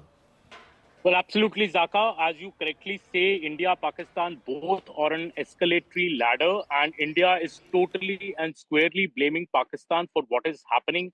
India is very clear, Zaka, that our attack, our retaliation was over with Operation Sindoor on May the 7th. It is since Pakistan, which is upping the escalation, first by sending drones across the border, attacking 36 targets from Leh to Sir Creek the previous night. And what has happened today early morning is a complete escalation, firing of ballistic missiles at India. This is something that India is saying will be responded in big measure. India has already responded today morning. And India is seeing a plot here, Zaka. India feels that, Pakistan waited for the IMF bailout. Till then, the drones which came were all recce missions, intelligence gathering missions, trying to test our air defenses, maybe trying to exhaust our air defenses. But Pakistan has been caught by shock and surprise today morning when it launched its full attack soon after getting the IMF bailout. India also trying to now tell the world that, look, you have bailed out a country. IMF has given a bailout to a country which has launched ballistic missiles at India, which is exporting terror. So the world community also needs to, sit up and take note. What Pakistan has done today morning, soon after getting the IMF bailout, and this is what India told the IMF very, very strongly yesterday also by abstaining from the vote and lodging its strong protest, that a country which is fomenting terror against India, why is it being given bailout of one bailout after the other? Nearly over 24 bailouts given to Pakistan over the last many years. India made that point on the world stage. India was not able to stop the bailout because of the way the IMF is structured. But today's strikes are completely escalating the matter. India is now saying the onus is on Pakistan to stop, to de-escalate. But if Pakistan does not stop, India is going to go to any lengths to protect its territory, to protect its military assets, to protect its civilian population. And that is why you've seen this morning, Zaka. All right, thanks, Aman. Anand's here in our studios. That projectile that you showed from Jaisalmer, and I believe Anvit will also be joining us. We can go across to him. It's from a village part of the Pokhran, Jaisalmer, that belt. Can you show us that projectile, Anand? And there's a massive crater that's been left on the ground. Well, these are updated images, Zaka. These are updated. Now, this is what, see, the serial numbers are also there. The UCP 213-15956 and the serial number is also put out. So there are more images coming through of the projectiles that were launched. This is confirmed proof that it is Pakistan that has launched ballistic missiles and also sending huge projectiles. Look at the impact which is there on the field. It's landed on a field and people are now, we'll go across to that side where the size of the projectile itself shows that this was a missile. This was not a smaller one, and it was not mounted on a drone or anything. This was a ballistic missile. This is the person who's walking us, and he's taking us to the place where the actual portion of it has landed. It has come through that area. That's what they are trying to show. See, there are other pieces also. There are more fractions and fragments that have fallen here. Look at this on the ground, and then he's pointing with now there are more. See, you see more smaller fragments that have gone in before we come and see the final big piece, that is that blue, dark blue, indigo blue kind of a missile. Now this is the actual color, or midnight blue or black. That's the color that that the missile actually has. Now he's showing the distance that this entire projectile, once it's crashed, it's gone and it's traveled. The fragments have traveled. See, there are more fragments here. There are more portions and more fragments here that we are seeing. There you go. This one again. Big pieces, big chunks which have landed. That's more than a foot and a half of the material or the external covering itself. And then this person is walking across to that particular projectile where he finds it. Now they say it is behind the bike. If you remember the first set of pictures, the bike was right there. Now there you go. We're going to freeze these pictures. They're going to walk, and that's where it is. So it's created a bit of a hole. It's created a bit of a trail as it comes there, and more people are now coming to see these pictures of this projectile. Now these are pictures from Udhampur. More pictures will be coming through. These are pictures from Udhampur that we've got. There are pictures from Jaisalmer that have come. The Jaisalmer first picture, now this is confirmation. This is an open field where this piece has landed. There is also a piece that's landed in a huge projectile that's landed in Sirsa. So clearly Pakistan upping the ante and sending these projectiles. The world needs to watch these. The world has to see the ballistic missiles that were launched by Pakistan soon after they got the... Look at the crater. Look at this gap. It's opened it wide out here. And something's landed here too. So that's what the people are saying, that it's come from the skies. The people are pointing it out. It came from the skies. It came from there. And it's landed here. So there are drones that have landed. There are missiles that have landed near Pokhran. In Jaisalmer, there are big drone chunks that landed, which show that they had huge markings and also that they had munitions loaded on it. So let's try and understand where all Pakistan, soon after the IMF bailout got a thumbs up for them, attacked Indian side on the western borders. Let's look at it. So they very actively targeted Udhampur.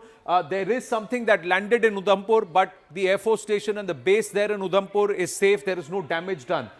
They have attacked Jammu city vigorously, but right across here on Jammu, here on a park post, which was launching the tubes for drones, we have actually neutralized. There is Pathankot. Now, seriously, there has been some at least 25. Anshul was there from the CNN News 18 overnight at Pathankot, and he said at least 25 explosions over the skies I've heard overnight. And Pathankot, they've actively tried to target. There is also Sirsa. Now, the question is, Sirsa, where was this projectile aimed at? Was the Sirsa projectile intercepted, or this missile over the Sirsa skies intercepted while it was on its route to the national capital? Was it somewhere around Delhi? That's the big question. Did Pakistan, did Rawalpindi, did General Asim Munir and co. target the national capital soon after the IMF bailout? That's the big question because of this missile that was intercepted over Sirsa. Now, what have we done? Soon after this happens, around midnight, between 12 to 12:30 p.m., 12:30 a.m., there is a counter that India launches. Now, India's counter is so fast, so swift that they have had huge reversals. What did we target?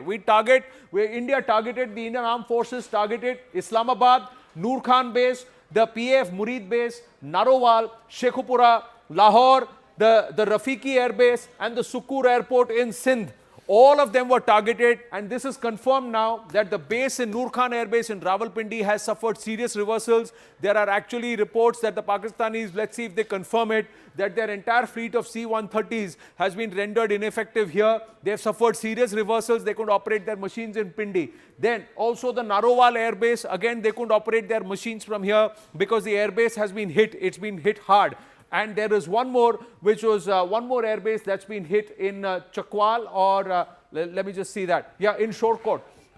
So this airbase also has been hit, and of course projectiles have landed, and there's confirmation of landings that have happened in Lahore where certain installations have been hit, Zaka. So clearly India's reaction has been far more punitive, and it's hurt the Pakistanis than what they attempted. But this treachery, the international community must note that the moment they get the bailout, Zaka, look what they unleashed. Absolutely, and I think Omar Abdullah has underlined that point as well, that it can't be that Pakistan is given this bailout after bailout after bailout, and then some of those monies are diverted into directing terror and active aggression against India. I also want to get a quick word in from Anvit, who's in Jaisalmer, where we saw that massive image. It was a 10 feet long projectile, a rocket of some form. Anvit, if you're there, which part of Jaisalmer is it? It seemed like rural desert. What are the locals telling you? I mean, when did this land? How did they end up finding it? And I presume that either the army or the police would have taken away these wreckage, this remnants. Yes, Zaka, the piece that has fallen is actually has fallen in Pokhran. We were attempting to go towards the border, international border ahead of Jaisalmer. We were stopped in, ahead of Tanot. We were stopped in Ramgarh. Ramgarh stands to be the last village beyond which civilian movement is not allowed. Media is also not allowed. Army has taken over and BSF posts. From there, all the vehicles are being ridden. You can see this road is completely blocked. We are ahead of Jaisalmer in Ramgarh right now. In this area, last night, a huge shelling was witnessed, and many drones were also witnessed. Witnesses have said that many bombs were dropped, and some portions of drones that were intercepted by India have also fallen in this area. Yesterday we had shown how in Kishan Ghat one such piece was in a controlled detonation by the military, it was taken away. We have one witness who had witnessed huge amount of drone crashing in this area. Sir, आप यहीं रहते हैं? जी, हम रामगढ़ रहते हैं। यहाँ पे परसों काफ़ी ड्रोन शेलिंग्स वगैरह हुई थी। देखिए, यहाँ परसों रात को पाकिस्तान की तरफ से कुछ ड्रोन आए, तो हमारी सेना ने उसको तुरंत ही उसको यहाँ पे भी कुछ ड्रोन हाँ, के थोड़ा सा पार्ट यहाँ पास कुछ गिरा था, हाँ। वो फिर उसको पुलिस और सेना ने उसको ले लिया। तो देखिए, यहाँ सेना हमारी पूरी मुस्तैद से तैयार है, और उसके साथ साथ माते श्री तनोटा घंटियालिया वो भी तैयार है। जब 1971 में लड़ाई हुआ था, तो माते श्री तनोटा ऐसे कोई भी बम फटा नहीं, कोई नुकसान नहीं हुआ, अभी भी वैसा ही है, कोई भय वगैरह डर की कोई ऐसा नहीं है। So basically, in this area, a lot of bombs and portions of drones that have fallen, that were intercepted, have fallen, and the army had been collecting all of those with the local police. Yesterday, also forensic teams were there in Kishan Ghat as well as in Ramgarh area, and further from here in Tanot as well. All the pieces have been gathered. They've been sent for examination to find out what is the origin and also to find out what could have been the implication if they had We'll exploded. leave it at that. I want to go to this piece intended. of breaking news that MEA briefing has now been confirmed at 10:30 a.m. That is what we are given to understand. This is on Operation Sindoor. Remember, for the last 3 days, it's the Foreign Secretary who's been briefing the contingent of the media. So it will likely be a joint briefing of the MEA as well as officials from the Ministry of Defence. Last 2 days, it was the young women officers from the Indian Air Force and the Indian Army, Wing Commander Singh and Colonel Qureshi. Both of them are also expected to be flanking the Foreign Secretary. But it has been a serious escalation overnight between the 9th and 10th, the night between the 9th and 10th of May. Pakistan, immediately after the announcement of the IMF bailout, has upped the ante in an attempt to try and take out some of the forward air bases of the Indian Air Force. They've targeted the Udhampur Air Force Station. They've targeted Udhampur, of course, is the headquarters of the Indian Army's Northern Army Command. Also tried to hit the Jammu Air Force Station, Pathankot, which is our biggest forward air base. It has some of the squadrons of our 4.5 generation fighter jets. Also over the Sirsa Air Force Station. So multiple Air Force stations the Pakistanis tried to take out overnight. And this is the first sort of rung in the escalation ladder where two states or two armies, two air forces that are trying to take out each other's air force stations, because if the enemy cannot scramble his jets, then that is a serious tactical advantage that you have at the starting of any conflict. Siddhant is now joining us with further details. So the MEA briefing at 10:30 a.m., is it just going to be the Foreign Secretary, or is it going to follow the same pattern that we saw the last couple of days, Siddhant, the two young Army and Air Force officers also flanking the Foreign Secretary? Well, so far, Zaka, we have a very limited details, but perhaps it could be the same format. What we have been seeing in last three press briefings of Operation Sindoor. In fact, we just got the confirmation from the government that at 10:30 there's going to be the press briefing, the joint press briefing of Ministry of External Affairs and Ministry of Defence. Perhaps there was a briefing which was scheduled early in the morning at around 5:45 a.m. Zaka. That briefing got postponed because the operations were going on. The focus was in the skies, and it was decided to postpone it to 10 a.m. And now we are getting to know that finally, Ministry of External Affairs has announced that there's going to be the joint press conference between Foreign Ministry and Defence Ministry at around 10:30. But this would be the first time that when Indian government will put its record straight as far as the developments which have taken place in last 12 hours. Zaka, both sides are climbing the escalatory ladder. Perhaps Indian side has taken down the Pak air bases. In fact, Pakistan has attempted to target key Indian military installations. In fact, Fateh missiles have also been used by Pakistan the attempt to target Sirsa was thwarted by the Indian forces. So Okay, lot Siddharth, has we're going to come to happened. you In fact, as and when that we are briefing also begins. I want to bring you up to speed. If you're joining us at 8:30 this Saturday morning, these are the 5 or 6 big headlines that you need to know. It's been a hot night between India and Pakistan.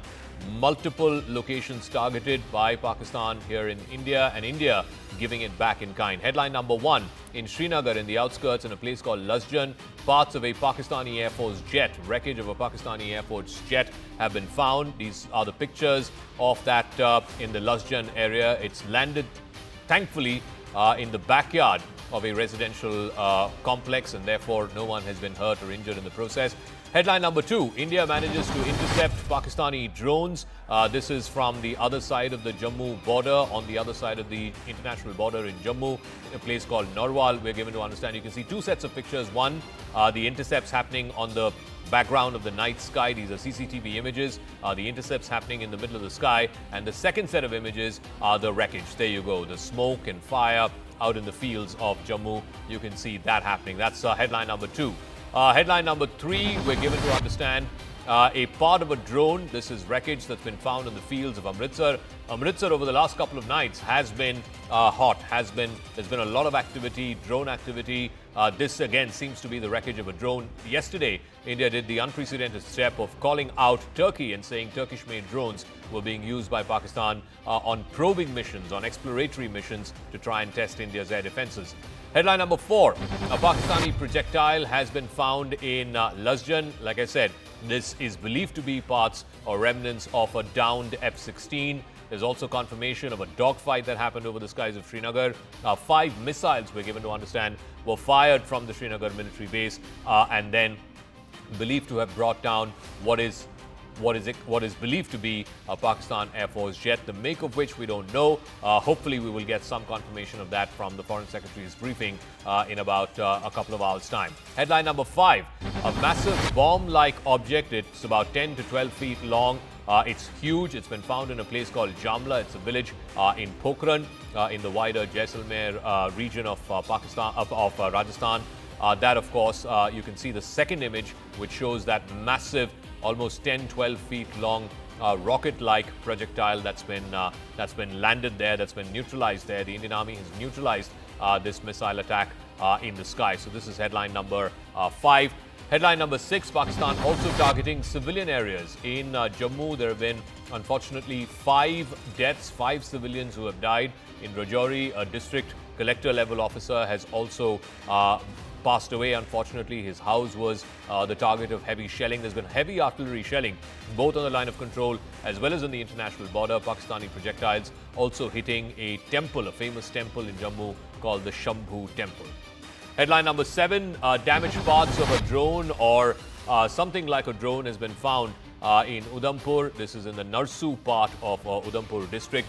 We don't know further details, but it seems like wreckage from a drone yesterday. Udhampur, of course, is the headquarters of the Indian Army's Northern Command, and the attempt there was to try and target the Northern Command headquarters as well. Security forces have reached the spot. I also want to show that Shambhu Temple picture. Again, this is wreckage from a projectile of some sort at the Shambhu Temple, a very famous temple in Jammu. Thankfully, again, it landed in the outer perimeter of the temple complex, and therefore there's been no injuries or no one has been hurt.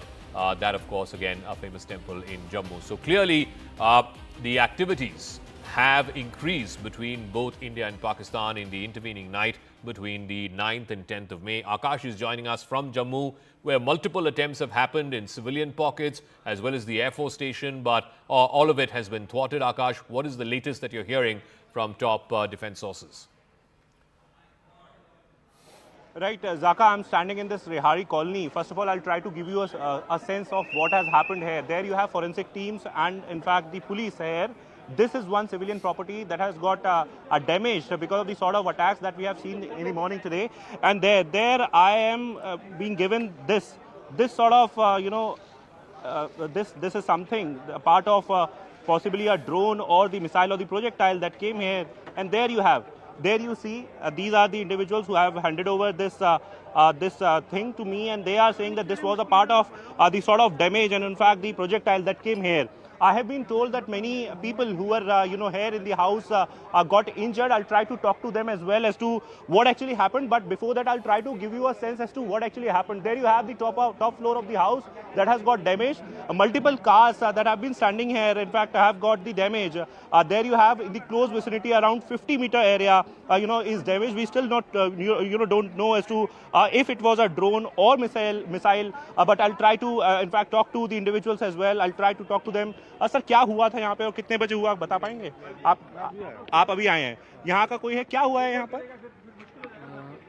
Missile वगैरह वो red नीचे छत पे कितने कितने लोग रहते हैं इस घर में यहाँ पे ऊपर 4 रहते हैं सेकंड फ्लोर में भी 4 रहते हैं नीचे 6 रहते हैं तो वो ठीक है अभी हाँ जी उनको कोई चोट वगैरह लगी उनको चोट वगैरह नहीं लगी अभी ये फॉरेंसिक्स वगैरह टीम कितने बजे हुआ लगभग कितने बजे का ये 5:50 पे सुबह 5:50 पे तो किसने देखा कोई मिसाइल वगैरह थी या ड्रोन वगैरह था क्योंकि लोग सोए हुए थे अचानक से आवाज आई सभी उठे जम्मू मेडिकल कॉलेज पास में है हमें बोला जा रहा है कि शायद वहाँ पे टारगेट था कुछ ऐसा कुछ बताया यहाँ पे जो एजेंसीज काम कर रही हैं Alright, Zaka forensics teams are here. Once again, I'll try to give you the visuals of this particular house. This is the house, that has in fact got the damage. I'll show you the, in fact, visuals of the, workers who have been in fact there, the police, Jammu Kashmir police, and also the civil defense staff.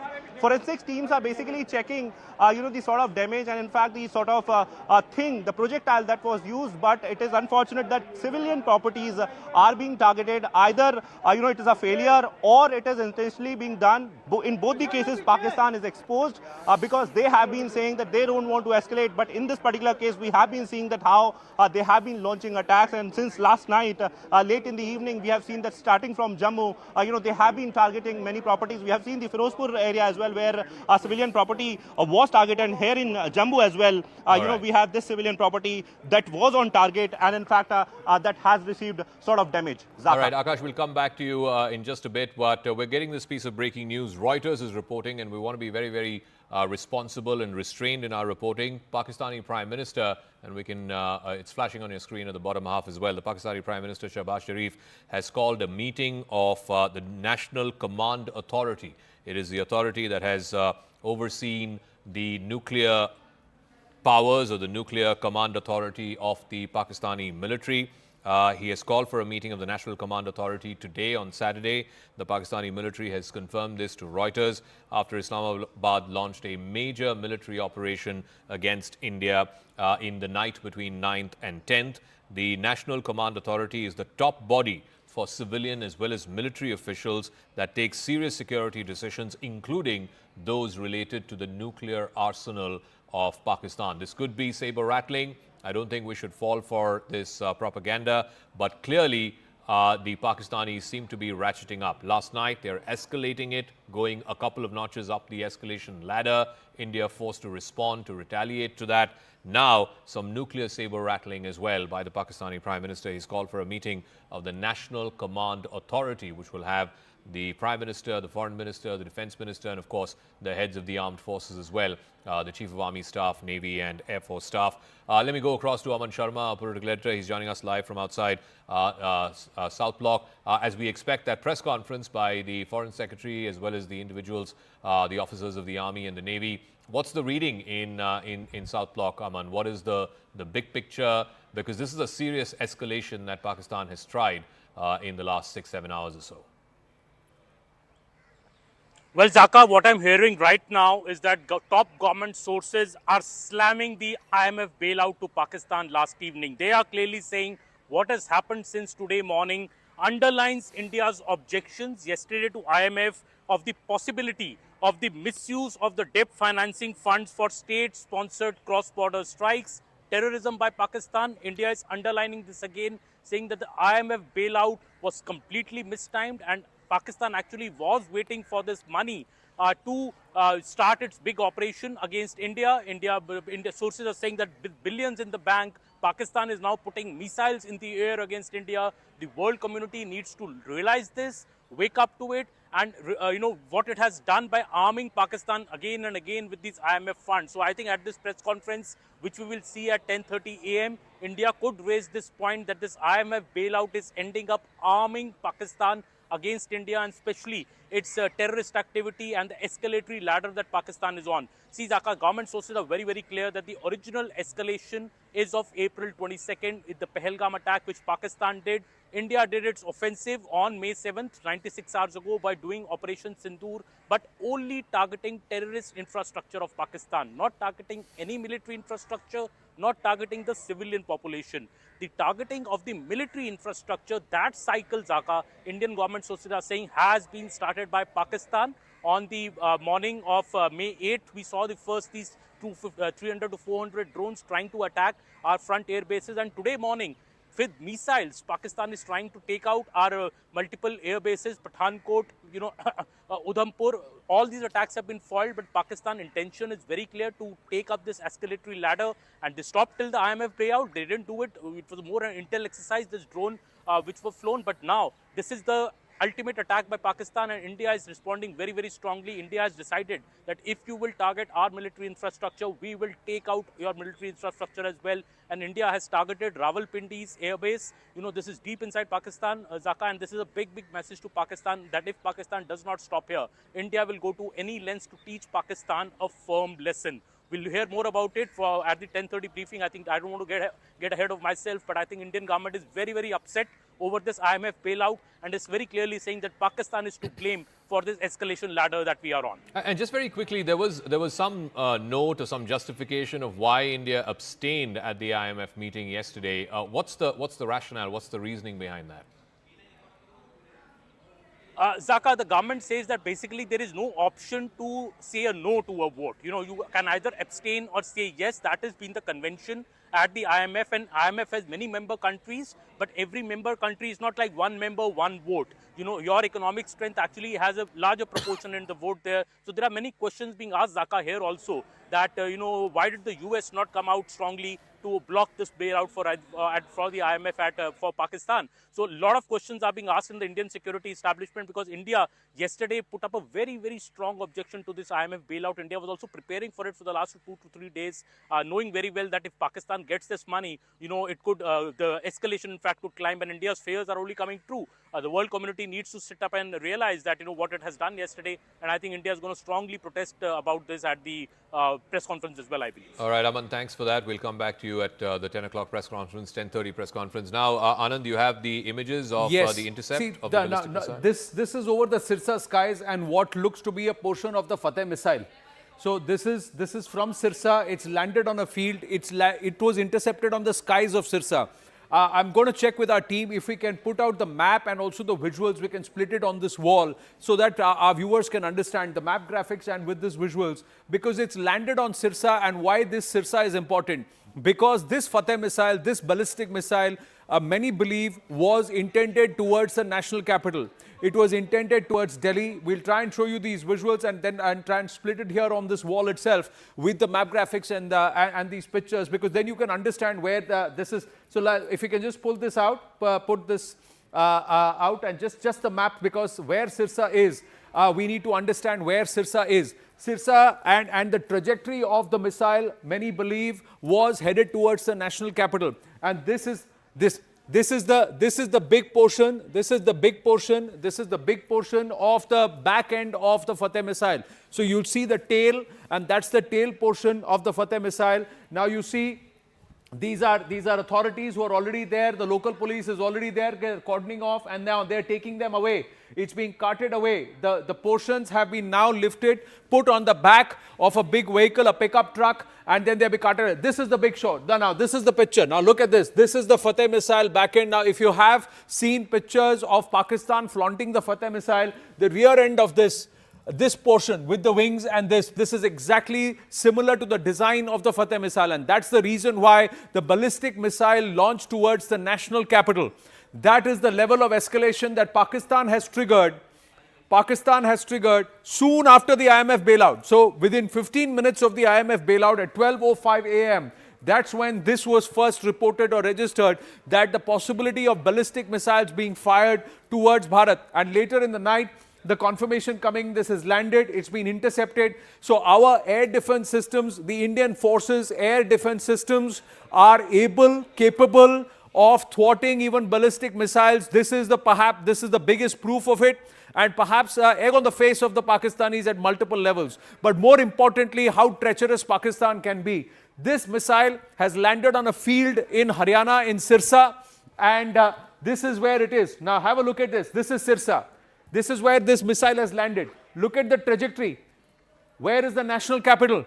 The trajectory of this missile was towards the national capital. That's what many people are expecting this. We are going to wait for confirmation during the media briefing that this missile, these are portions of the missile. Again, more pictures coming through, more small fragments that after this entire missile was disintegrated, it was demolished, it was intercepted, and fragments have landed all across in Sirsa, in Haryana. And understand this, Sirsa, this is the range, this was the direction. This is the national capital region. So that's the reason why this big question is being asked. Was this ballistic missile, along with a few others that were fired by the Pakistanis, intended not just as military installations, but also perhaps certain portions of the national capital? And if that is something which is confirmed, if it is confirmed in the briefing today, that is serious escalation by the Pakistanis. And more importantly, this has come after the IMF bailout, where they tried to play with a begging bowl saying, help us out. $137 billion overextension of their debt to the world, and they continue to borrow and redirect this money towards acts of war. Clear acts of war, clear acts of military escalation by Pakistan, when Bharat's fight has been only against terror. It was a war on terror, not a war against Pakistan, but the Pak military, the Pak state is backing jihadis, terrorists, jihadi tanzeems, and this is what they are willing to launch ballistic missiles because Bharat has waged a war on terror. Zaka. A massive escalation, no doubt about it. You had, these swarms of drones, unarmed drones, no explosives there. Then you had explosive-laden drones. Then you had these short-range missiles, and now you have the ballistic missile. This is a medium-range fatah-ii missile, a range of about 400 kilometers, directed en route to Delhi, and it was intercepted in the skies over Haryana. And those pictures that Anand was showing, quite dramatic, that the manner in which it's been intercepted as well. Of course, India's air defense systems working round the clock and to the T. Let me go across to Arun Danta and Arunima, both of whom are joining us. So what's the word in Delhi this Saturday morning, Arun Danta? Clearly, the government is closely following all of these developments. It's been a very hot night. Escalation by Pakistan, India responding for good measure. What is the reading in government this Saturday morning? That's right, Zaka. Yesterday that was the reason why you saw those long meetings taking place here. Prime Minister Modi chaired 3-4 important meetings. In fact, the last meeting concluded somewhere around 12 with the Foreign Secretary and the External Affairs Minister S. Jaishankar, and we were told that in fact the RAW Chief and NSA Ajit Doval, IB Chief, they all were present in that meeting. Before that, of course, we saw that the review meeting conducted by Prime Minister Modi with Rajnath Singh, 3 Tri-Services Chief, NSA, in fact, RAW Chief and IB Chief were present in that. And also, before that, there was a meeting with the veterans and the former chiefs of different forces of the country. And in fact, they were, of course, expecting some sort of misadventure by Pakistan yesterday night, and that's the reason why we saw that India was in fact ready for any sort of action. That's the reason why we saw that how Indian forces have retaliated to Pakistan's drones or the ballistic missiles which they fired. And of course we know that Prime Minister Modi is very closely monitoring the situation. It's been 4-5 days since when we are given to understand that Prime Minister Modi has been awake during the night. He's been constantly in touch with the NSA Ajit Doval. At this point, I'm outside the residence of Prime Minister Modi. It seems calm at this point, but perhaps the way action is taking place, you will see flurry of meetings. I think there will be meetings in the next few hours. Thanks for that, Arun. We'll be in touch with you. Arunima is also joining us, but we got this breaking news. The U.S. Secretary of State Marco Rubio. Let's go to that breaking news. Marco Rubio has now spoken directly to the Pakistan Chief of Army Staff, General Asad Munir. This happened just a few hours ago. This is the first conversation that any international official has had directly with the Pakistani Army Chief. Remember, the Deputy Foreign Minister of Saudi Arabia was in Islamabad just last night. He was part of that meeting that was hosted by the Pakistani Prime Minister Shahbaz Sharif. But this direct call between Marco Rubio and the Chief of Army Staff, General Munir, is an important one. It's the first conversation that an international official has had with General Munir. We'll try and get Siddhant. Siddhant is on the phone line. So Rubio has spoken with the Pakistani NSA, who's also the DGISI, General Malik. But now a direct conversation with General Munir, who, of course, the ball is really in his court. If he stops, then India will stop. But yes, that's the message. That's exactly the message, Zaka. And in fact, last time around, Marco Rubio spoke to Shehbaz Sharif. But perhaps Marco Rubio also must have realized that Shehbaz Sharif is ineffective and he's just a puppet prime minister. And this is the reason that he is speaking to the real boss of Pakistan, perhaps the mastermind of Pahalgam terror attack, Asim Munir. And in fact, Reuters is reporting, Zaka, that this conversation has taken place.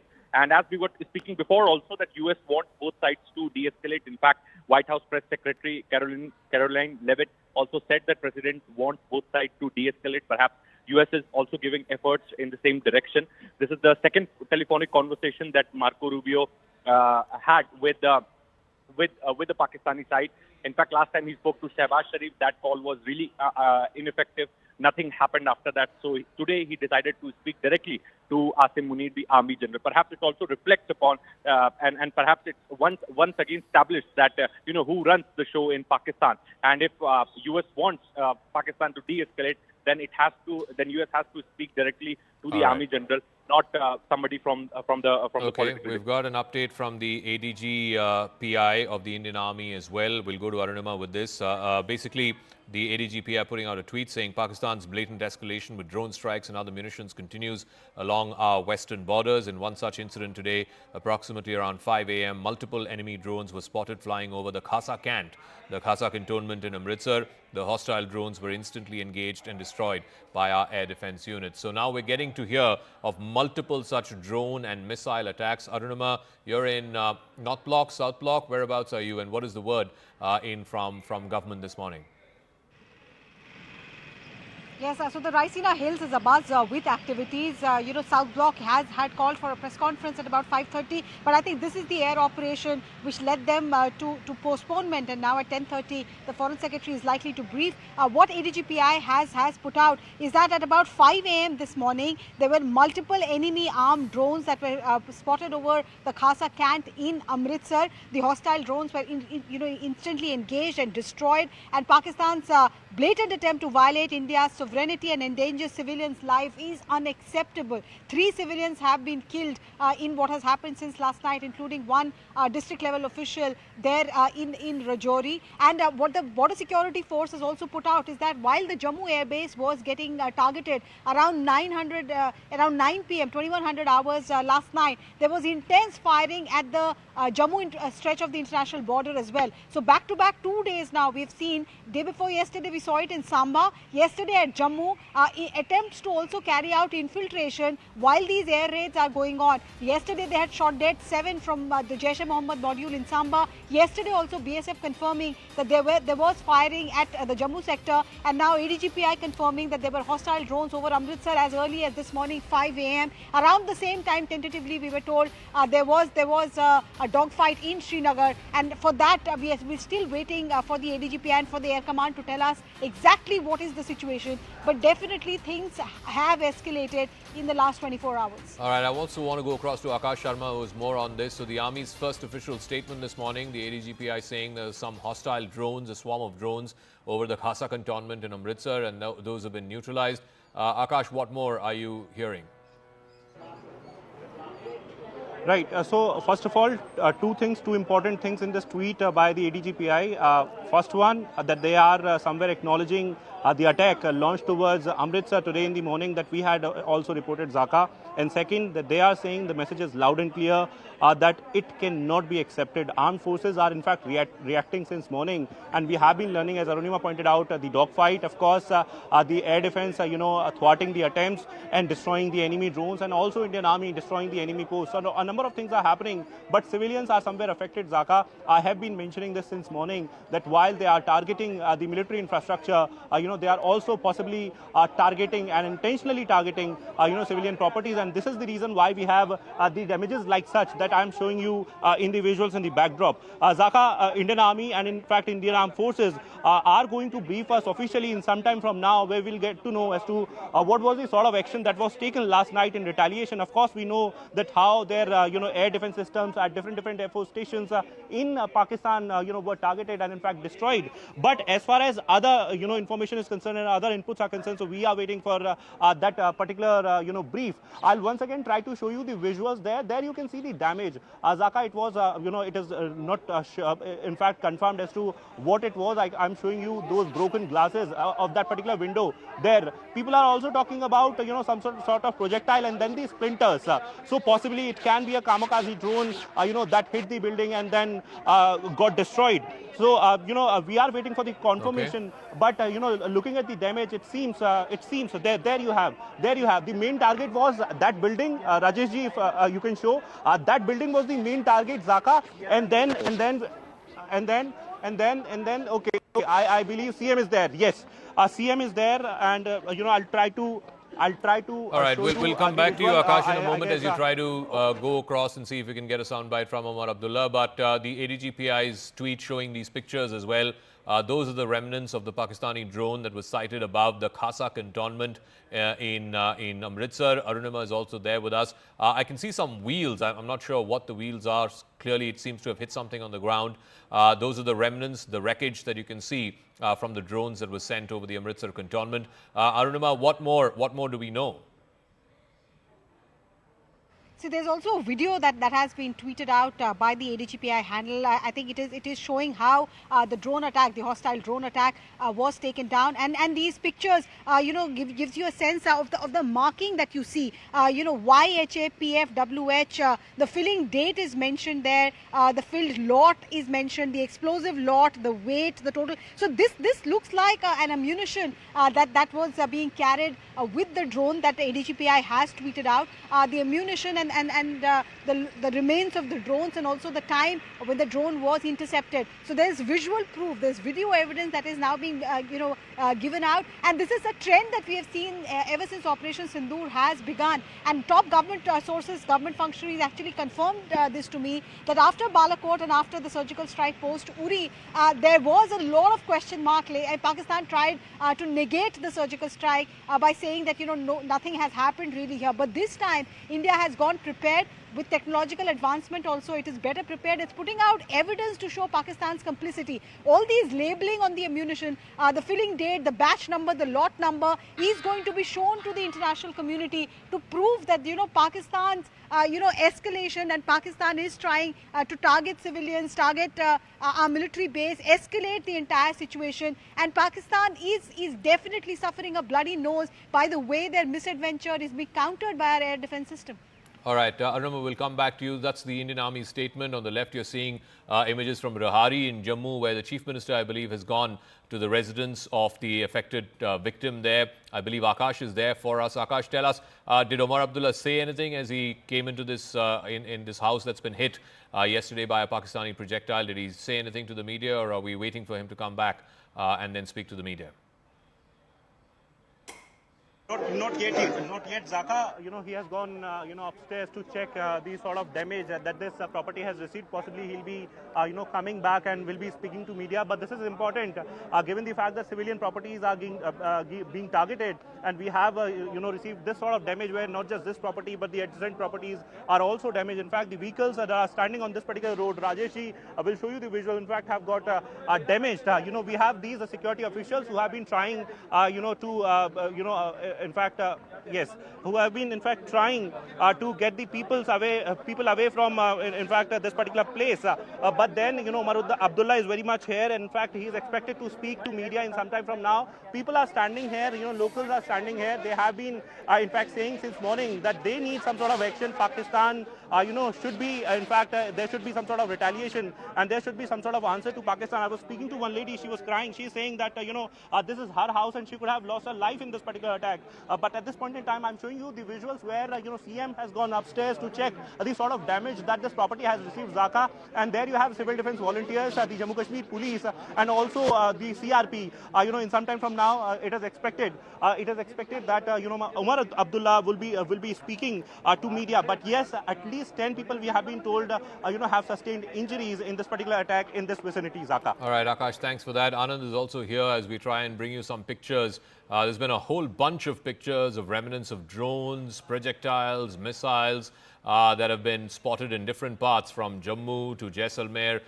This is the picture of the home in Rehari. But Anand, this is what the ADGPI has just tweeted. This seems to be the wreckage of a drone over Amritsar cantonment. See, not just the drone. Look at the size of the drone. These are not the small drones anymore. These are far bigger now, and they have these markings. So the ADGPI has also figured out the markings, and of course they had munition. They had a certain level of payload which was supposed to be for impact. So clearly the Pakistanis over the last 2 or 3 days have been sending drones without any munition as probing, and this is exactly what there was a preparedness, there was an understanding what the Pakistanis are trying to do, but they underestimated Bharat's capabilities. They thought that over 2 days the entire air defense system would have been used up and there would be a free passage for their missiles and for their drones with a huge amount of payload and munitions.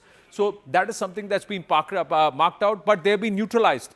They've been neutralized by our air defense systems, and perhaps the Pakistanis don't understand. They have a stomach for escalation only for 3 days. They cannot fight an intense war for more than 3 or 4 days. That's the reality. Bharat is ready for 6 months. Bharat is ready for 6 months, and if required more. That's the difference. So they don't know who they are taking panga with, and the fact is that this is egg on the face again for 4 nights in a row for General Asim Munir. 4 nights in a row, he's just met with more failures, and on the other hand, look at the losses. The Noor Khan airbase in Pindi has not just been destroyed, but there is a huge reversal for the Pakistanis there. Their machines can't take off because they have been rendered ineffective across 3 air bases. That's what's happened. But here, this time around, the locals need to be aware. Our hearts go and our prayers with those who are having material loss of, because of their houses and their fields being damaged, and also because of people who are getting injured or loss of lives of civilians. But please don't go close to any of these munitions. That's the important part. Stay away, stay clear, because some of these may be live munitions. So, yes, Zaka. We're getting live pictures of Omar Abdullah just coming out from that house in Rehari. I believe he's speaking to the media. If we can go to those pictures. Omar Abdullah has gone to an affected home in Rehari in Jammu. Can we show those pictures, please? Yeah, there you go. That's the affected home. He's just come out. He's, I think, met with the individuals there. In Rajouri also, one district collector officer district collector rank officer has lost his life. In all, 5 people have lost, 5 civilians have lost their life in Jammu. Akash is there. Akash, Omar still inside the house. Is he making his way out? Has he said anything to the media yet? Zaka, I cannot hear you. Umar Abdullah is still, assessing the situation. In fact, is taking a stock of the situation. In fact, he has gone inside the second house where the lady, who owns this house has gone, in fact, inside and is somewhere briefing the Chief Minister as to what actually happened, at what time, and what was the intensity. And then there he is coming out. Possibly, we'll try to speak to him as well as to now when civilians are targeted and their properties are targeted. All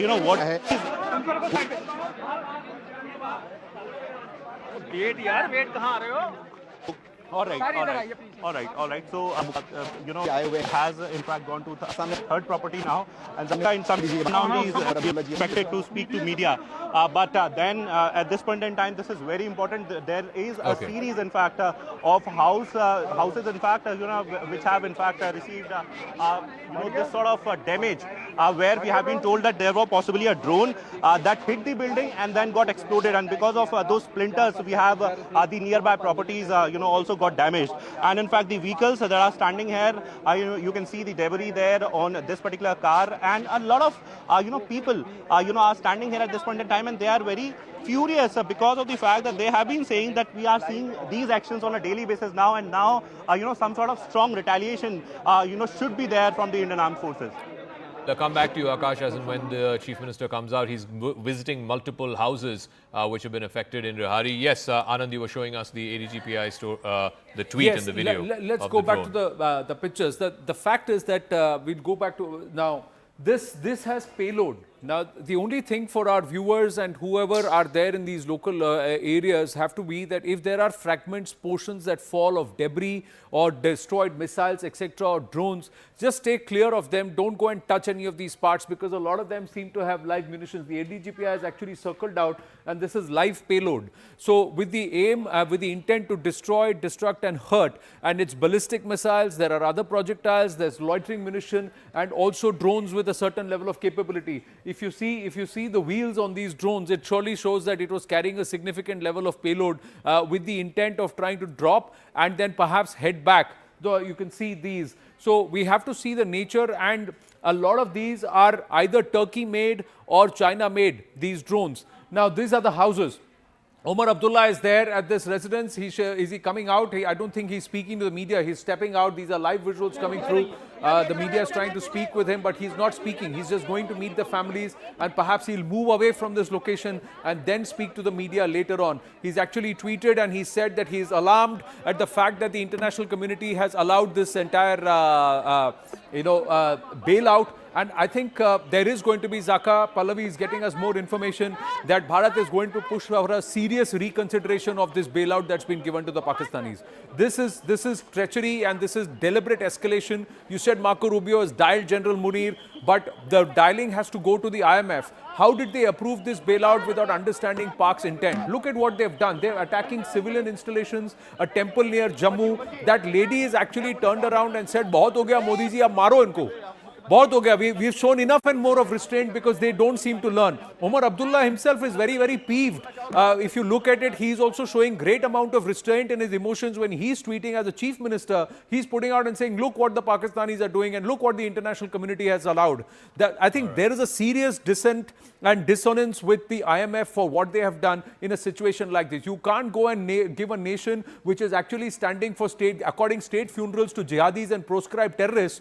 You can't give them a $1.3 billion bailout. And that's what the IMF has gone ahead and done. All right, we're getting that piece of breaking news now. Top official government sources telling Pallavi Ghosh that India will go back to the International Monetary Fund and ask them to reconsider the bailout that's been given to Pakistan. It's over $1 billion.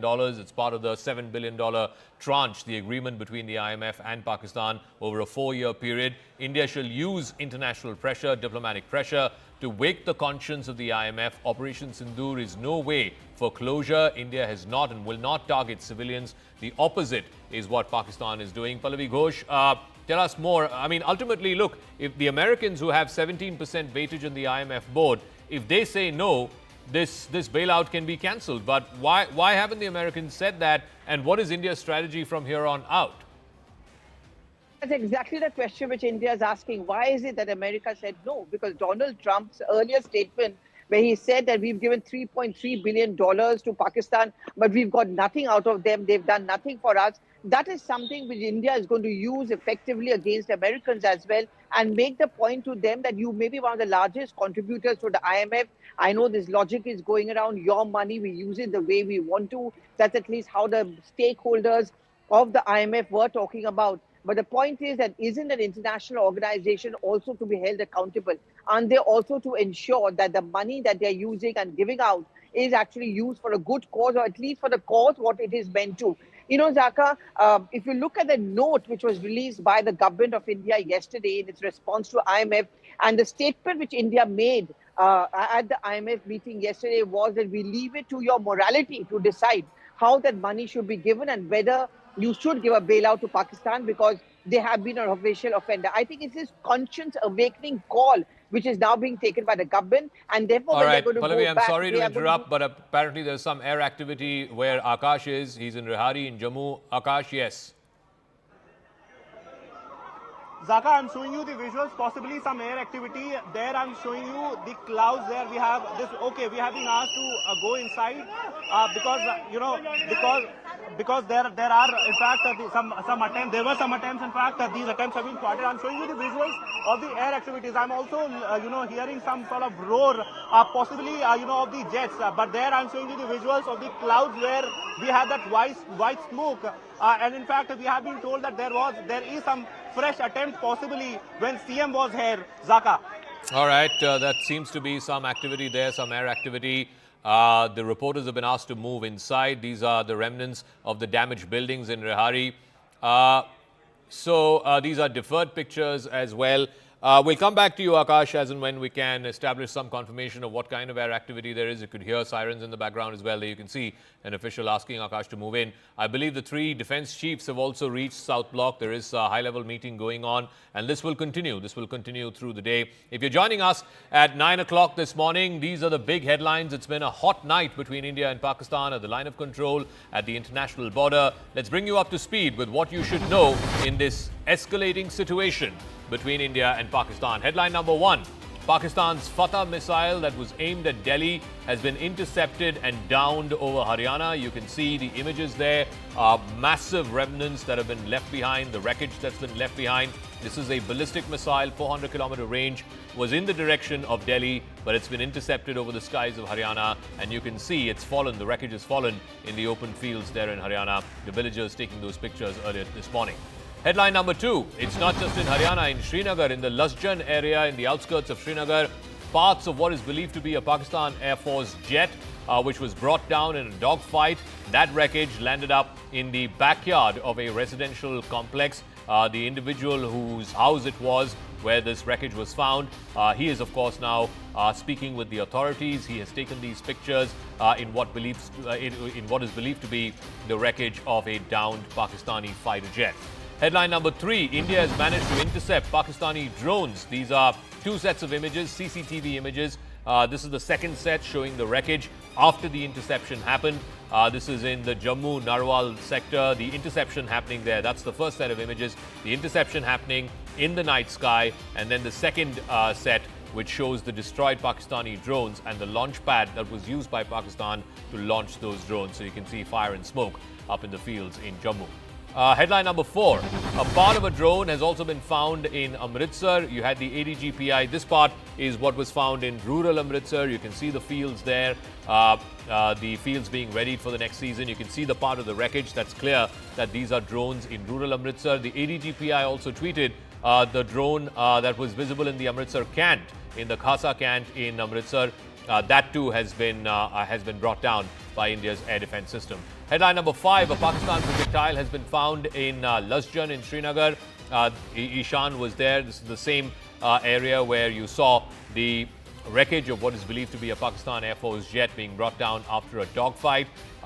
What that is will be established by the authorities. Our Ishan Wani was there reporting from the backyard of that residential complex where which is the point of impact. Headline number 6, a bomb-like object was found in a place called Jamla village in Pokhran in rural Rajasthan, in the deserts of Pokhran, Rajasthan.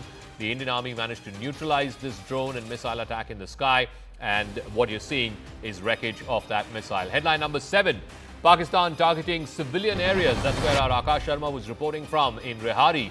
Multiple homes have been targeted. There's a temple called the